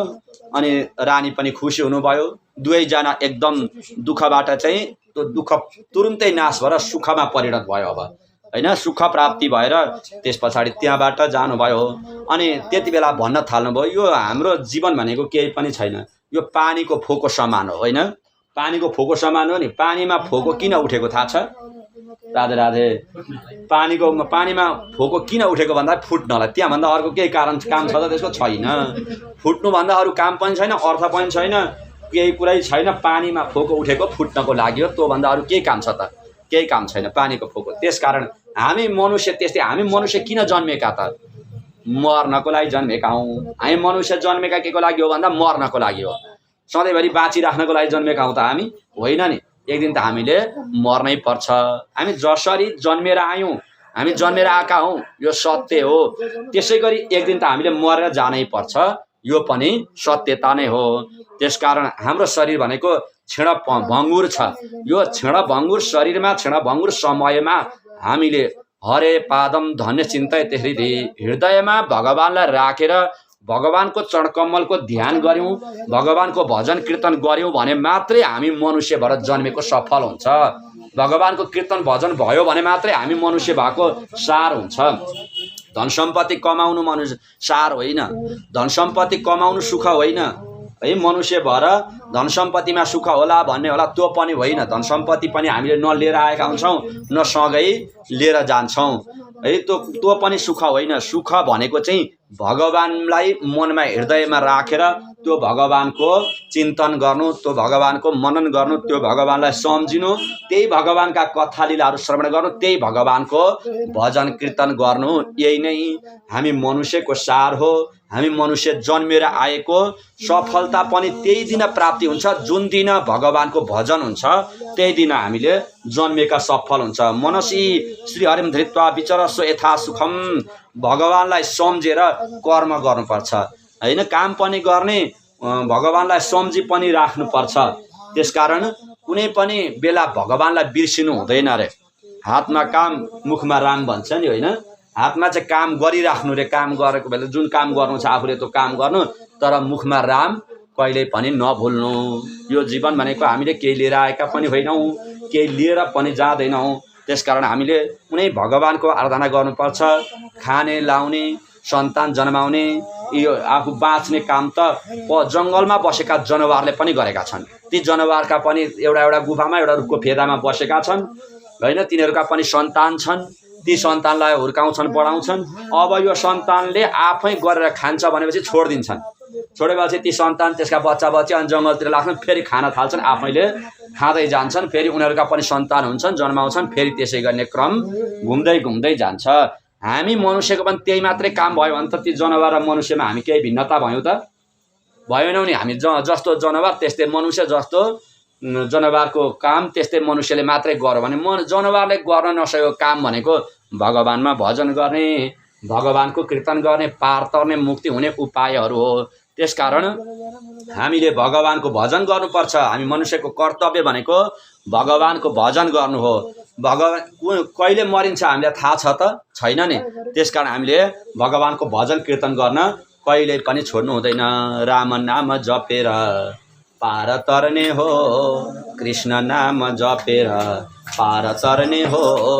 जिन्दगीको भर छैन कहिले मर्ने हो, जिन्दगीको भर छैन कहिले मर्ने हो। राम नाम जपेर पार तर्ने हो, जिन्दगीको भर छैन कहिले मर्ने हो। राम नाम जपेर पार तर्ने हो, जिन्दगीको भर छैन कहिले मर्ने हो। राम नाम जपेर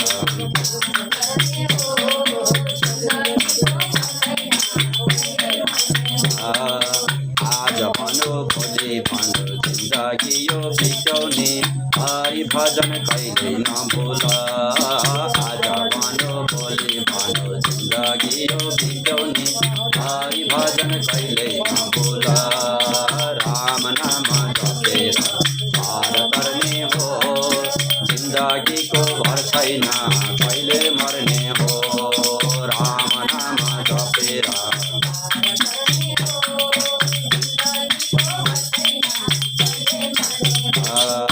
राम नाम जपेर पार तर्ने हो, जिन्दगीको भर छैन कहिले मर्ने हो। राम नाम जपेर पार तर्ने हो।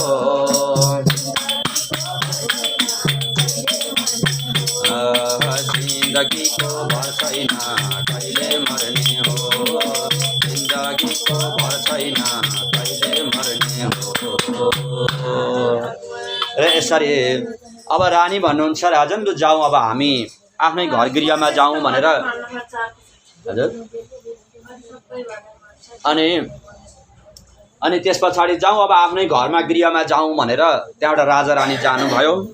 गएपछि केही समय पछाडि तिनी रानी अब गर्भवती हुनुभयो। किन अब गरुडले चाहिँ त्यो वरदान दिनुभएको थियो। त्यो समय अवधि पूर्ण भइसकेपछि महाराज उनैको गर्भबाट एउटा सन्तान छोराको जन्म भयो। राधे राधे।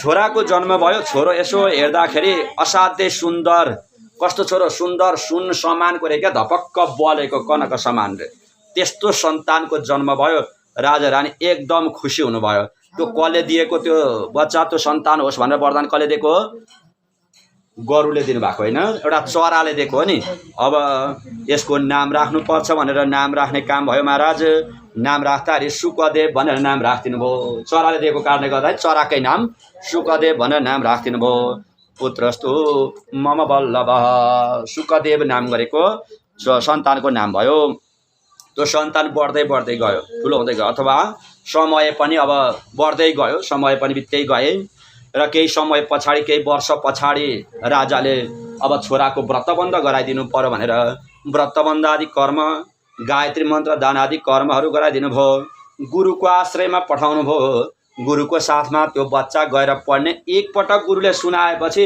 त्यो फेरि सुनाउनु नपर्ने एकपटक सुनाउने बित्तिकै त्यो कण्ठस्थ त्यस्तो भइहाल्ने त्यस्तो त्यो बच्चामा त्यति ज्ञान आयो अनि आउने घरमा आएर फेरि त्यो पढेको कुराहरू सबै सुनाइहाल्ने पिताजीलाई सरर सुनाउने माता पितालाई राखेर मैले यस्तो यस्तो पढेँ भनेर सबै सुनाउने एकपटक गुरुले भनेका कुराहरू सबै घरमा आएर त्यो किताब हेर्ने हो भने होइन सबै कण्ठस्थ सबै सुनाइदिने त्यस्तो बच्चा भयो र समय बित्दै गइरहेका थिए एक दिन उसैको आश्रममा सुदेवको घरमा भनौँ न आश्रममा एकजना ऋषि आउनु भएछ देवल अभ्यागत देवल ऋषिलाई बोलाउनु भएको रहेछ देवल ऋषि आउनु भएछ देवल ऋषि चाहिँ कोटि सूर्य समप्रभ करोडौँ सूर्यमा जस्तो तेज हुन्छ नि जति क्रान्ति हुन्छ त्यस्तै क्रान्तिले युक्त हुनुभएको उनी कोटि सूर्य करोड सूर्यको समान तेज हुनुभएको सुदेव नाम गरेको राजाको ब्राह्मणको घरमा आज देवल नाम गरेको ऋषि आउनुभयो महाराज देवललाई आसनमा राख्नुभयो विधिवत रूपले पाद्यम अर्घ्यम आचमनियम गरेर पूजा गर्नुभयो देवल ऋषि भन्नुहुन्छ ए राजा ए ब्राह्मण सुदेव तपाईँ त कति धर्मात्मा कति पुण्यात्मा हुनुहुँदो रहेछ है तपाईँको कति पुण्य रहेछ तपाईँको जस्तो पुण्य त कसैमा संसारमा मैले काहीँ कतै पनि देखिनँ यो सन्तानमा तपाईँको जस्तो सन्तान मैले कहिल्यै पनि देखिनँ तपाईँको यति राम्रो सन्तान रहेछ यति सबै गुणहरूले युक्त भएको बुद्धिमान वेद अध्ययन गर्नेवाला यस्तो सन्तान त थियो चिन्ह पनि रहेछन् छाताको चिन्ह चम्मरको चिन्ह कमलको फुलको चिन्ह जौको चिन्ह भएको यस्ता राजामा हुनुपर्ने चिन्ह भगवानको शरीरमा भएका चिन्हहरू त तपाईँको छोराको शरीरमा देखेँ आज स्वयं भगवान जस्तो तपाईँको छोरो रहेछ महाराज तपाईँ कति धन्य हुनुहुँदो रहेछ सबै कुराहरू सुनाउँदै जानुभयो तपाईँको छोरा यति उस्तो भनेर सबै गुणगान गुण गाउनु भयो अनि त्यस पछाडि फेरि सुदेवले भन्नुभयो गुरुदेव ऋषिवर हजुरले मेरो छोराको बारेमा सबै कुराहरू सुनाउनु भयो तर एउटा कुरा चाहिँ भन्नु भएन नि तपाईँले भन्नुहुन्छ ब्राह्मणले भन्नुभयो एउटा कुरा चाहिँ भन्नु भएन नि भन्नुभयो के कुरो राजन के कुरा भन्नु पर्यो भन त ऋषिले सोध्नु भयो अनि राजा भन्नुहुन्छ ब्राह्मण भन्नुहुन्छ मेरो छोराका लक्षणहरू र मेरो छोराको कर्मको बारेमा हरेक कुराहरू सबै कुरा भन्नुभयो धन सम्पत्ति सुख ऐश्वर्य सबै भन्नुभयो तर आयु चाहिँ भन्नु भएन मेरो छोराको आयु चाहिँ कति छ कति समयसम्म बाँच्छ भनेर सोध्नुभयो अनि फेरि ऋषि अब यसो ध्यानमा बस्नुभयो होइन ध्यानमा बसेर हेर्नुभयो आयु पत्ता लगाउनु भयो आयु पत्ता लगाएर भनिदिनु भयो राजन तपाईँको सन्तानको यो छोराको आयु भनेको जम्मा 12 वर्ष रहेछ 12 वर्षको सन्तानको आयु रहेछ पानीमा डुबेर तपाईँको छोरो 12 वर्षमा मर्ने रहेछ भनेर त्यसरी भनिदिनु भयो भनिसकेपछि राजा फेरि मूर्छा परिहाल्नुभयो त राजा लडिहाल्नुभयो राजा मूर्छा परेपछि हतार हतार गौतमी जानुभयो र गौतमीले गएर राजालाई सम्झाउनु राजन अब तपाईँले चिन्ता गरेर के तपाईँको छोराको आयु आएर कसैले थपिदिन्छन् त कसैले छोरालाई ल तेरो आयु चाहिँ यति भयो अब बढो भनेर कसैले बढाइदिन्छन् त त्यस्तो गर्नु हुँदैन चिन्ता गर्नु हुँदैन चिन्ता गरेर कुनै केही काम पनि बन्दैन जति जे गर्नु छ भगवानपट्टिको भक्ति र चिन्तन गर्नुपर्छ चिन्ता र चिन्तन भन्छ नि भगवानपट्टिको भक्ति चिन्तन गर्नुपर्छ गुरुपट्टिको चिन्तन गर्नुपर्छ यो गर्यो भने मात्रै बरु आयु बढ्ला सुख पाइएला त्यहाँबाट चाहिँ राम्रो होला तर चिन्ता गरेर पीर गरेर कहिल्यै पनि हुँदैन नाभाव्यम भविता कुत्र भाव्यमेव भविष्यति नहुने कुरालाई जति बल गरेर पाइँदैन हुने कुरालाई जति टाढो भन्दा पनि टर्दैन राजन त्यसकारण चिन्ता नगर्नु चिन्ता गरेको केही पनि काम छैन दुःख कसलाई पर्दैन जसलाई पनि दुःख परेको छ नि भगवान राम त भगवान हुनु होइन राम भगवानलाई पनि दशा लागेर दुःख पर्यो, जङ्गलमा जानु पर्यो। जङ्गलमा गएर पनि उसको पत्नी सीतालाई हरण भयो। हरण गरेर जाँदा उस्तै दुःख भयो, रोइ कराइ गरेर हिँड्नु पर्यो। भगवान रामलाई त त्यस्ता दुःख पर्यो भने हामीलाई त के को दुःखले छोड्थ्यो होला नि त। युधिष्ठिर भनेको धर्मराज युधिष्ठिर हुनुभयो। धर्म स्वयं धर्म युधिष्ठिर भनेको त। धर्म पनि युधिष्ठिरले पनि 14 वर्षसम्ममा वनमा जङ्गलमा जाने त्यस्तो दुःख पाउनु पर्यो। अनि राजा बलिराजले त्यत्रो स्वर्गलाई जित्नु भएको होइन, स्वर्गलाई जित्नेवाला राजाले पनि दुःख परेर सुत्तलोकमा गएर बन्धनमा गएर पर्नु पर्यो।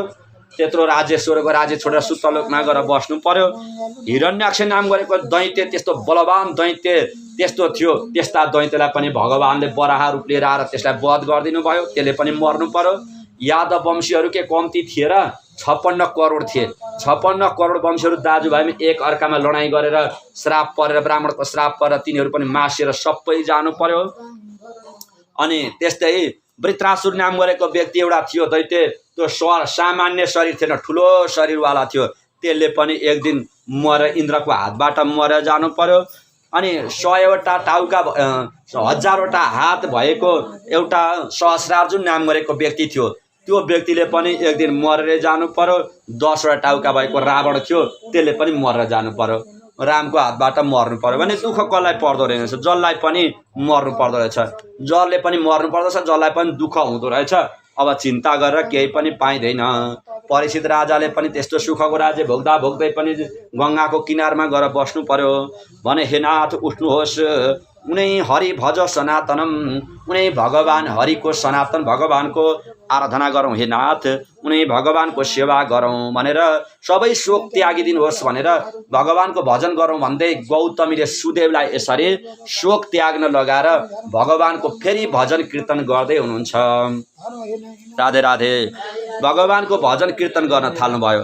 अनि त्यस पछाडि महाराज फेरि भगवानको भजन हुँदै थियो, कीर्तन हुँदै थियो। इति ताहा शीतला वाचा समाकर्ण प्रिया मुखात सुदेवो धैर्यमालव्य हरौ चित्तमा मदारयत। सुदेवले पनि चित्तमा हरि भगवानलाई लगाएर अब गौतमीले भने अनुसार नै भगवानको भजन कीर्तन गाउनु पर्यो भनेर कीर्तन गाउने। अनि गौतमीले भन्नुभएछ, स्वामी अब एउटा काम गरौँ। अब छोराको आयु 12 वर्ष छ भनेको छ। भगवानको नाममा यज्ञ पूजा पाठ त गर्नै पर्यो नि। कहिलेकाहीँ पूजा लगाउनु पर्छ, कहिलेकाहीँ यज्ञ गर्नुपर्छ। तै भगवानको कृपा पर हिजो भगवानले एकपटक सन्तान छैन भनेर विधातामा लेखेकै छैन भन्नुभएको थियो। फेरि उही भगवानको कृपा, उही भगवानले नै दिनुभयो। गरुडद्वारा आएको भनेको त्यही भगवानबाटै आएको। गरुडले चाहिँ छ भनेपछि सन्तान भयो। आज एउटा ऋषिले अब आयु छैन भनिदिनु भयो। अब भगवानको आराधना पूजा भयो भने त फेरि भगवानले आएर आयु थपिदिनु हुने हो कि है, सन्तानको फेरि सुखको प्राप्ति हुने हो कि? अब पूजा यज्ञ पाठ त गर्दै गर्नुपर्छ नि हामीले। अब हामी जाउँ जङ्गलमा दाउरा लिन जाउँ। त्यो दाउरा ल्याएर भगवानको हवन गर्नुपर्छ, यज्ञ पूजा पाठमा हवन गर्नुपर्छ। फुल टिपेर लिएर आउँ, त्यो फुलले भगवानको पूजा गर्नुपर्छ भनेर गौतमीले भन्नुभयो। लु जाउँ न त, छोरो यहीँ खेलिरहेको हुन्छ, हामी चाहिँ जङ्गलमा जाउँ भनेर जङ्गलमा जानुभयो। तिनै सुदेव र अनि गौतमी जङ्गलमा जानुभयो। जानुभएको थियो। गएपछि केही समय पछाडि घरमा त्यो सुकदेव बसिरहेको थियो। त्यति बेला एउटा दुईटा साथी आइपुगेछन्। ल सुकदेव जाउँ, अब खेल्न जाउँ है। साथी आएर खेल्न जाउँ भन्न थाले। बच्चा त हो, बच्चालाई बच्चा ल्याएर खेल्न जाउँ भनेपछि बच्चा अब घरमा बस्ला त। त्यहाँबाट साथीले भनेपछि कुदिहाल्यो। ऊ पनि सँगसँगै सुकदेव पनि सँगै गए। अनि गएर चाहिँ अब पानीमा गएर, पानीको दहमा गएर डुबुल्की मार्न थाल्दै थिए। त्यहाँ झ्यामा पानीमा हाम फाल्ने अनि निस्किने गर्थे। सुकदेव त्यो बच्चा पानीमा झ्याममा हाम फालेको, अरू चाहिँ बाहिर निस्के, तर ऊ चाहिँ मुनि गयो, घुस्दै गयो। तलब पुगेर त्यहीँ प्राण त्यागो। त्यो बच्चा त्यहीँ मर्यो। हेर्नु त, बच्चा मर्यो। अब बच्चा मरिसकेपछि ती साथीहरू थिए नि, साथीहरूले गएर हतार पितामातालाई गएर सुनाइदिए, तपाईँको छोरा त पानीमा पर मर्यो भनिसकेपछि फेरि त्यहीँ मुर्छा पर्नुभयो ब्राह्मण सुदेव नाम गरेको ब्राह्मण। अनि पत्नी गौतमीले सम्झाउन थाल्नुभयो। अब यहाँ बसेर जति रोए पनि, जति कराए पनि, जति चिन्ता गरे पनि, जति पीर गरे पनि अब कहिल्यै हाम्रो उद्धार हुँदैन, हामीलाई कहिले शान्ति हुँदैन। त्यसकारण त्यो छोरो मरेको छोरो पनि बाँच्दैन। बरु कुन अवस्थाले छोरो मरेको छ, के कस्तो छ, जाउँ बरु हिँड्नु, उही छोरो भएको ठाउँमा जाउँ अब भनेर गौतमीले भनिन्। त्यस पछाडि जहाँ मरेको छोरो थियो, मरेको छोरो भएको ठाउँमा गौतमी र अनि गौतमी नि आउनुभयो, सुदेव पनि आउनुभयो।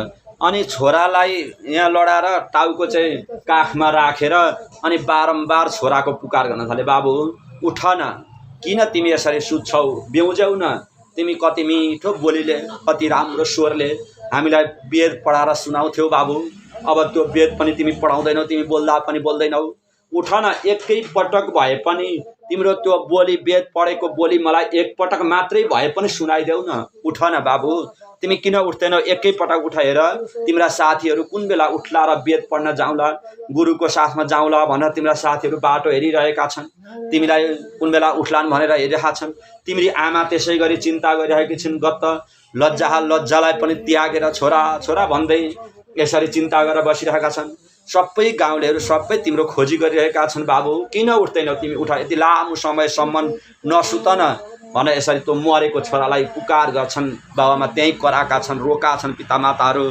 पुत्र मृतम वीक्षण, देखेका छन् यो छोरो मरेको हो भन्ने उनीहरूलाई थाहा छ, र पनि उठ न बाबु, बोल बोल भन्दै किन सुतेका, किन यस्तो निन्द्रामा परेका भनेर त्यसरी कराउन, रुँदै कराउँदै त्यसरी भन्न थाले। र त्यस पछाडि बद सुपुत्र शुभम बाणी मम शोक विनाशिनी, एक पटक मात्रै तिमीले त्यो अमृत रूपी बाणीलाई, त्यो बोलीलाई बोलिदेऊ भनेदेखि हाम्रा सम्पूर्ण सबै शोकहरू दुःखहरू नाश भएर जान्छन्, बाबु तिमी उठ न, शीतल ललिता तो शीतल अमृत रूपी अमृत जस्तो बाणी बोल, हामी हेर यस्तो वृद्ध अवस्था भएका छौँ, यो वृद्ध अवस्थाको हामीलाई छोडेर तिमी कहाँ जान लाग्दैछौ, तिमी नजाऊ, हामीलाई नछोड, तिमीले हामीलाई छोडेर गइसकेपछि हामी घरमा बस्नुको के प्रयोजन हुन्छ, हामी घरमा बसेर के सार हुन्छ, हामी जङ्गलमा बसेर पनि के सार हुन्छ, हामीले मरेर पनि के पाउँछौँ, के सार हुन्छ, त्यसकारण जबसम्म तिमी उठ्दैनौ नि तबसम्म हामी कहीँ जाँदैनौँ, तिमीलाई उठाएरै हामी लिएरै जान्छौँ भन्छन्, कहिले कहिले उठ उठ भन्छन्। अनि फेरि हे दैव, मैले त्यस्तो नराम्रो कर्म के गरेको रहेछु, तपाईँपट्टि त्यस्तो के ब्रह्म हत्याको पाप गरेको थिएँ र मैले त्यो पनि गरेको थिइनँ, कुन कर्मले गर्दाखेरि आज मेरो छोराको निधन भयो त दैव, हे धाता तिमीले के लेख्दिएको रहेछ मेरो निधारमा, यस्तो मेरो ललाटमा के लेखिदेऊ, आज यस्तो दुःख पाउने, मेरो आँखामा सधैँभरि आँसु अनि मलाई दुःखमा पिरोल्ने पीडा दिने मलाई किन यस्तो लेखेका हे दैव, जायते नहि कुत्रचित निर्धनम धनम बालम दम्पत वनम वनम, तपाईँले निर्धनलाई धन पनि दिनुभएको छ, निसन्तानलाई सन्तान पनि दिनुभएको छ, अनि मलाई चाहिँ दिएको सन्तान पनि फेरि हरण गर्नुभएको छ, हे दैव सर्वत्र सदा यस्तो तपाईँले सबैलाई दया गर्नुभएको छ, तर मलाई मात्रै निर्दयी हुनुभयो, मलाई चाहिँ दया गर्नु भएन, हे प्रभु म भाग्यवशात हो, मेरो भाग्यमै यस्तै लेखेको रहेछ भन्दै रोएर कराएर बसिरहनु भएको थियो। पुत्र पुत्र भन्ने अनि हे दैव दैव भन्ने त्यस्तो गर्दै हुनुहुन्थ्यो, गर्दा गर्दै पानीको वर्षा भयो हैन, पानी चारै दिशाबाट पानी परेर आयो, कतै नभएर पानी परेको परेछ, पानी कहिले रोकिँदैन, पानी आकाशबाट पानी वर्षेको वर्षै छ, 1 महिनासम्म निरन्तर पानी वर्षा भएको भइ गयो, त्यो पानी परेको पनि थाहा पाएनन् तिनीहरूले, त्यो छोरालाई छोरा छोरा भन्दै भगवान भगवान भन्दै दैव दैव भन्दै बस्दा बस्दै 1 महिनासम्म त्यही पानीमा भिजे गरे, सबै पानी डुबाउ भयो, डुबेर बसे, त्यो कुनै पनि त्यो पानीले डुबेको छ कि खाएको छ कि भोको छ कि केही पनि थाहा नभइकन 1 महिनासम्म त्यसै गरी चिन्ता गरेर बसे। 1 महिना बितिसकेपछि त्यस पछाडि फेरि हावा चलेछ, एकपटक हुन्नरी चल्न थाल्यो, फेरि भगवानको स्तुति गर्न थाले, तिनीहरू बारम्बार भगवानको स्तुति गर्छन्, गोविन्द विष्णु यदुनाथ नाथ श्री रुक्मिणी प्राणपते मुरारे दीनानुकम्पिन भगवान दयालो माम पाहि पुत्रा नलतापतप्तम, हे भगवान तपाईँ गोविन्द गोवर्धनधारी हुनुहुन्छ, हे विष्णु, हे यदुका कुलका मालिक हुनुभएका यदुनाथ, हे रुक्मिणीका पति हे रुक्मिणीका पति, हे रुक्मिणीनाथ, हे भगवान, हे श्रीकृष्ण, हे मुर नाम गरेका दैत्यलाई पनि मार्नेवाला, हे मुरारी, दुखी पीडित व्यक्तिहरूलाई तपाईँले सुख दिनुहुन्छ, सुख दिने त्यस्ता कर्ता तपाईँ दिनानुकम्पिन हुनुहुन्छ, हे दयालु, तपाईँको दयालुपन कहाँ गयो, आज हाम्रो छोरो यसरी मरिरहेछ र पनि हामी यसरी चिन्ता लिएर तपाईँको आराधना गरिरहेका छौँ र पनि हामीलाई तपाईँ दर्शन दिनुहुन्न, हे प्रभु देवादिदेवा खिल लोकनाथ गोपाल गोपीश रथाङ्ग पाडे। हे देवताका पनि देवता, हे अखिल यो संसारका मालिक हुनुभएका हे भगवान, हे गोपाल, हे गोपीका मालिक हुनुभएको, हे कालिन्दी नाम गरेको नदीमा भएको त्यो काली नागलाई पनि हटाउने, विषलाई पनि शान्ति गर्नेवाला हे नाथ, हे प्रभु, चराचर जगतको मालिक हुनुहुन्छ। तर हामीलाई चाहिँ आज तपाईँ किन यति निर्दयी हुनुहुन्छ हे प्रभु। र यस पछाडि भगवानको स्तुति गर्दै हुनुहुन्थ्यो। स्तुति गर्दा गर्दै अनि बबौ वायु खरस्पर्श कम्पैने पर्वतान, वायु चल्न थाल्यो भनेको हावा चल्न थाल्यो। फेरि 1 महिनासम्म पानी पर्यो अनि त्यस पछाडि हावा चल्यो। हावा चल्दा कस्तो हावा चल्यो भने पर्वतलाई पहाडलाई पनि हल्लाउन थाल्यो रे त्यो हावाले, त्यस्तो हावा चल्यो। हावा चल्दाखेरि पनि पुत्र शोकाग्नि तापित, पुत्रको छोराको शोकले गर्दाखेरि आगो बले जस्तो गर्यो त्यो बलेको छ। उनीहरूलाई पीडा भइरहेछ, पीर चिन्ता भइरहेछ, तपित भएका छन्। उनीहरूले केही पनि नखाइकन पानीमै डुबेकै भरमा 1 महिनासम्म बिताइदिएछन्। त्यो 1 महिना चाहिँ पुरुषोत्तम महिना परेको रहेछ। त्यो पुरुषोत्तम महिनामा उनीहरूले केही नखाइकन पानीमा डुबेर, त्यस्तो पानीमा डुबेर बसेको तपस्या भएछ त्यो चाहिँ। अनि त्यस पछाडि एकछिन केही समय पछाडि त स्वयं भगवान वनमाला लगाएको 2 हात हुनुभएको, अनि 2टा हातमा मुरली, एउटा हातमा चाहिँ मुरली लिनुभएको, घनश्याम बादलको जस्तो बडो हुनुभएको, अनि माला लगाउँदाखेरि शिरमा लगाएको माला घुँडासम्म पुग्ने त्यस्तो माला लगाउनु भएको उनै भगवान आज तिनै ब्राह्मण ब्राह्मणी जो रोएर विलाप गरेर छोरा छोरा भन्दै बस्नु भएको थियो, त्यही ठाउँमा अगाडि भगवान टुप्लुक्क दर्शन दिनुभयो। भक्तवत्सल भगवानको, आनन्द कन्द भगवानको, राधा सर्वेश्वर भगवानको, राधा शैली पुरुषोत्तम भगवानको, वासुदेवाय वासुदेवाय, ओम नमो भगवते वासुदेवाय, वासुदेवाय वासुदेवाय, ओम नमो भगवते वासुदेवाय, वासुदेवाय वासुदेवाय, ओम नमो भगवते वासुदेवाय, वासुदेवाय।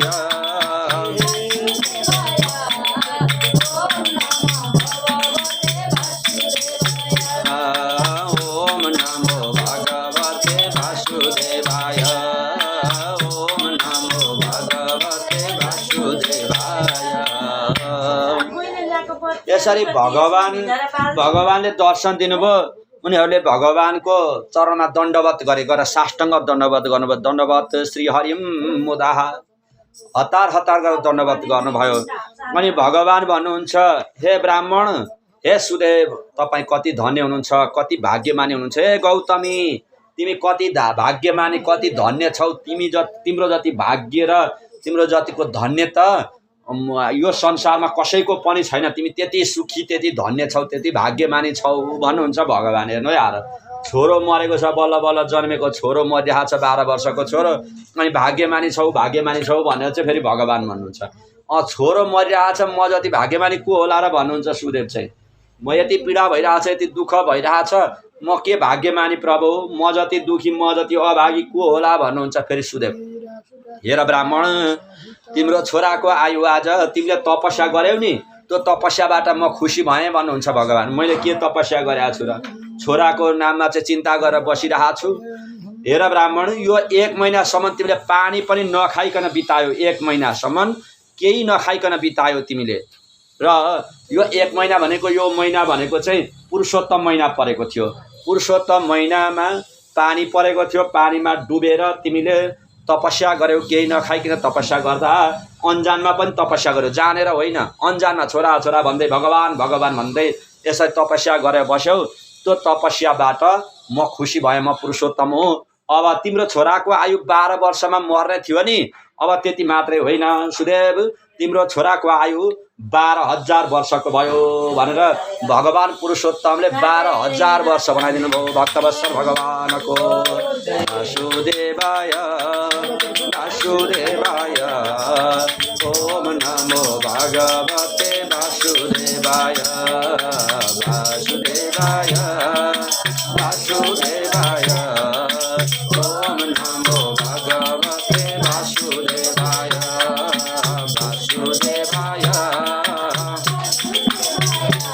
वासुदेवाय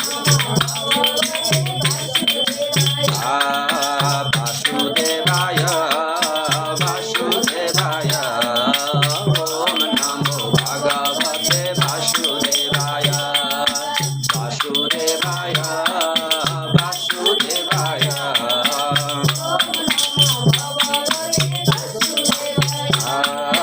वासुदेवाय वासुदेवाय ओम नमो भगवते वासुदेवाय वासुदेवाय ओम नमो भगवते वासुदेवाय ओम नमो भगवते वासुदेवाय ओम नमो भगवते वासुदेवाय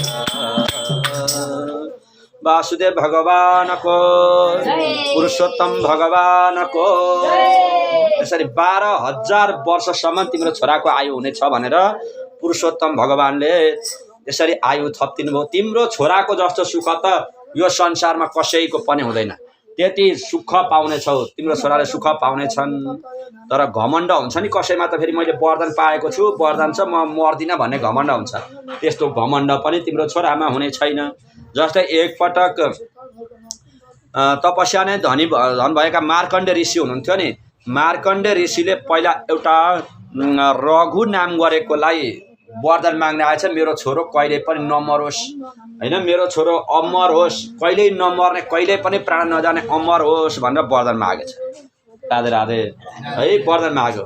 वरदान मागेपछि ऋषिले भन्नुभयो मान्छे किन जन्मेको भन्दाखेरि मर्नको लागि कि होइन, मान्छे किन जन्मेको भन्दा मर्नको लागि। तर मर्नुभन्दा अगाडि केही लिएर चाहिँ जान हो नि। फेरि के लिएर जाने त? अलिकति धन सम्पत्ति हो कि अलिकति पैसा हो कि के लिएर, घर सर हो कि जग्गा जमिन हो कि के लिएर जाने त? जाँदाखेरि मान्छेले लिएर जाँदाखेरि कि त भगवानको धाममा जाने कि स्वर्ग जाने होइन। पुण्य गरेर स्वर्ग जाने, पाप गरेर नरक जाने, अनि भक्ति गरेर भगवानको धाममा जाने। तर मनुष्य आएको मुख्य कारण भनेको चाहिँ भक्ति गरेर भगवानको धाममा जानको लागि आएको, त्यो लिनको लागि आएको। मनुष्य मर्न त एकपल्ट मर्नैको लागि आएको। त्यसकारण राजन मनुष्यले मर्नै पर्छ, यो कहिले नमर्ने वरदान नमाग भन्नुभयो। त्यसो भए यो एउटा पर्वत छ, जबसम्म यो पर्वत ढल्दैन तबसम्म मेरो छोरो नमरोस् भन्नुभयो। निमित्त आयु माग्यो क्या, निमित्त आयो। निमित्त भनेको यो पर्वत नढलेसम्म छोरो नमर्ने भनिदिए। अब पर्वत नढलेसम्म छोरो नमर्ने भनेपछि त्यो पर्वत त कहिल्यै ढल्दैन। अलिअलि पहिरो लडे पनि अलिअलि ताछेर जान्छ कि पर्वत सबै सिधिन्छ त? सिध्दैन नि, पर्वत त जस्ता आछ सधैँ हुन्छ। अब मेरो छोरो कहिल्यै पनि मर्दैन भन्ने भयो। एकपटक ऋषिहरू ध्यानमा बस्नु भएको छ, तपस्यामा बस्नु भएको छ। उसको छोरो त धनुर नामा नाम गरेको ऋषि गएछन्।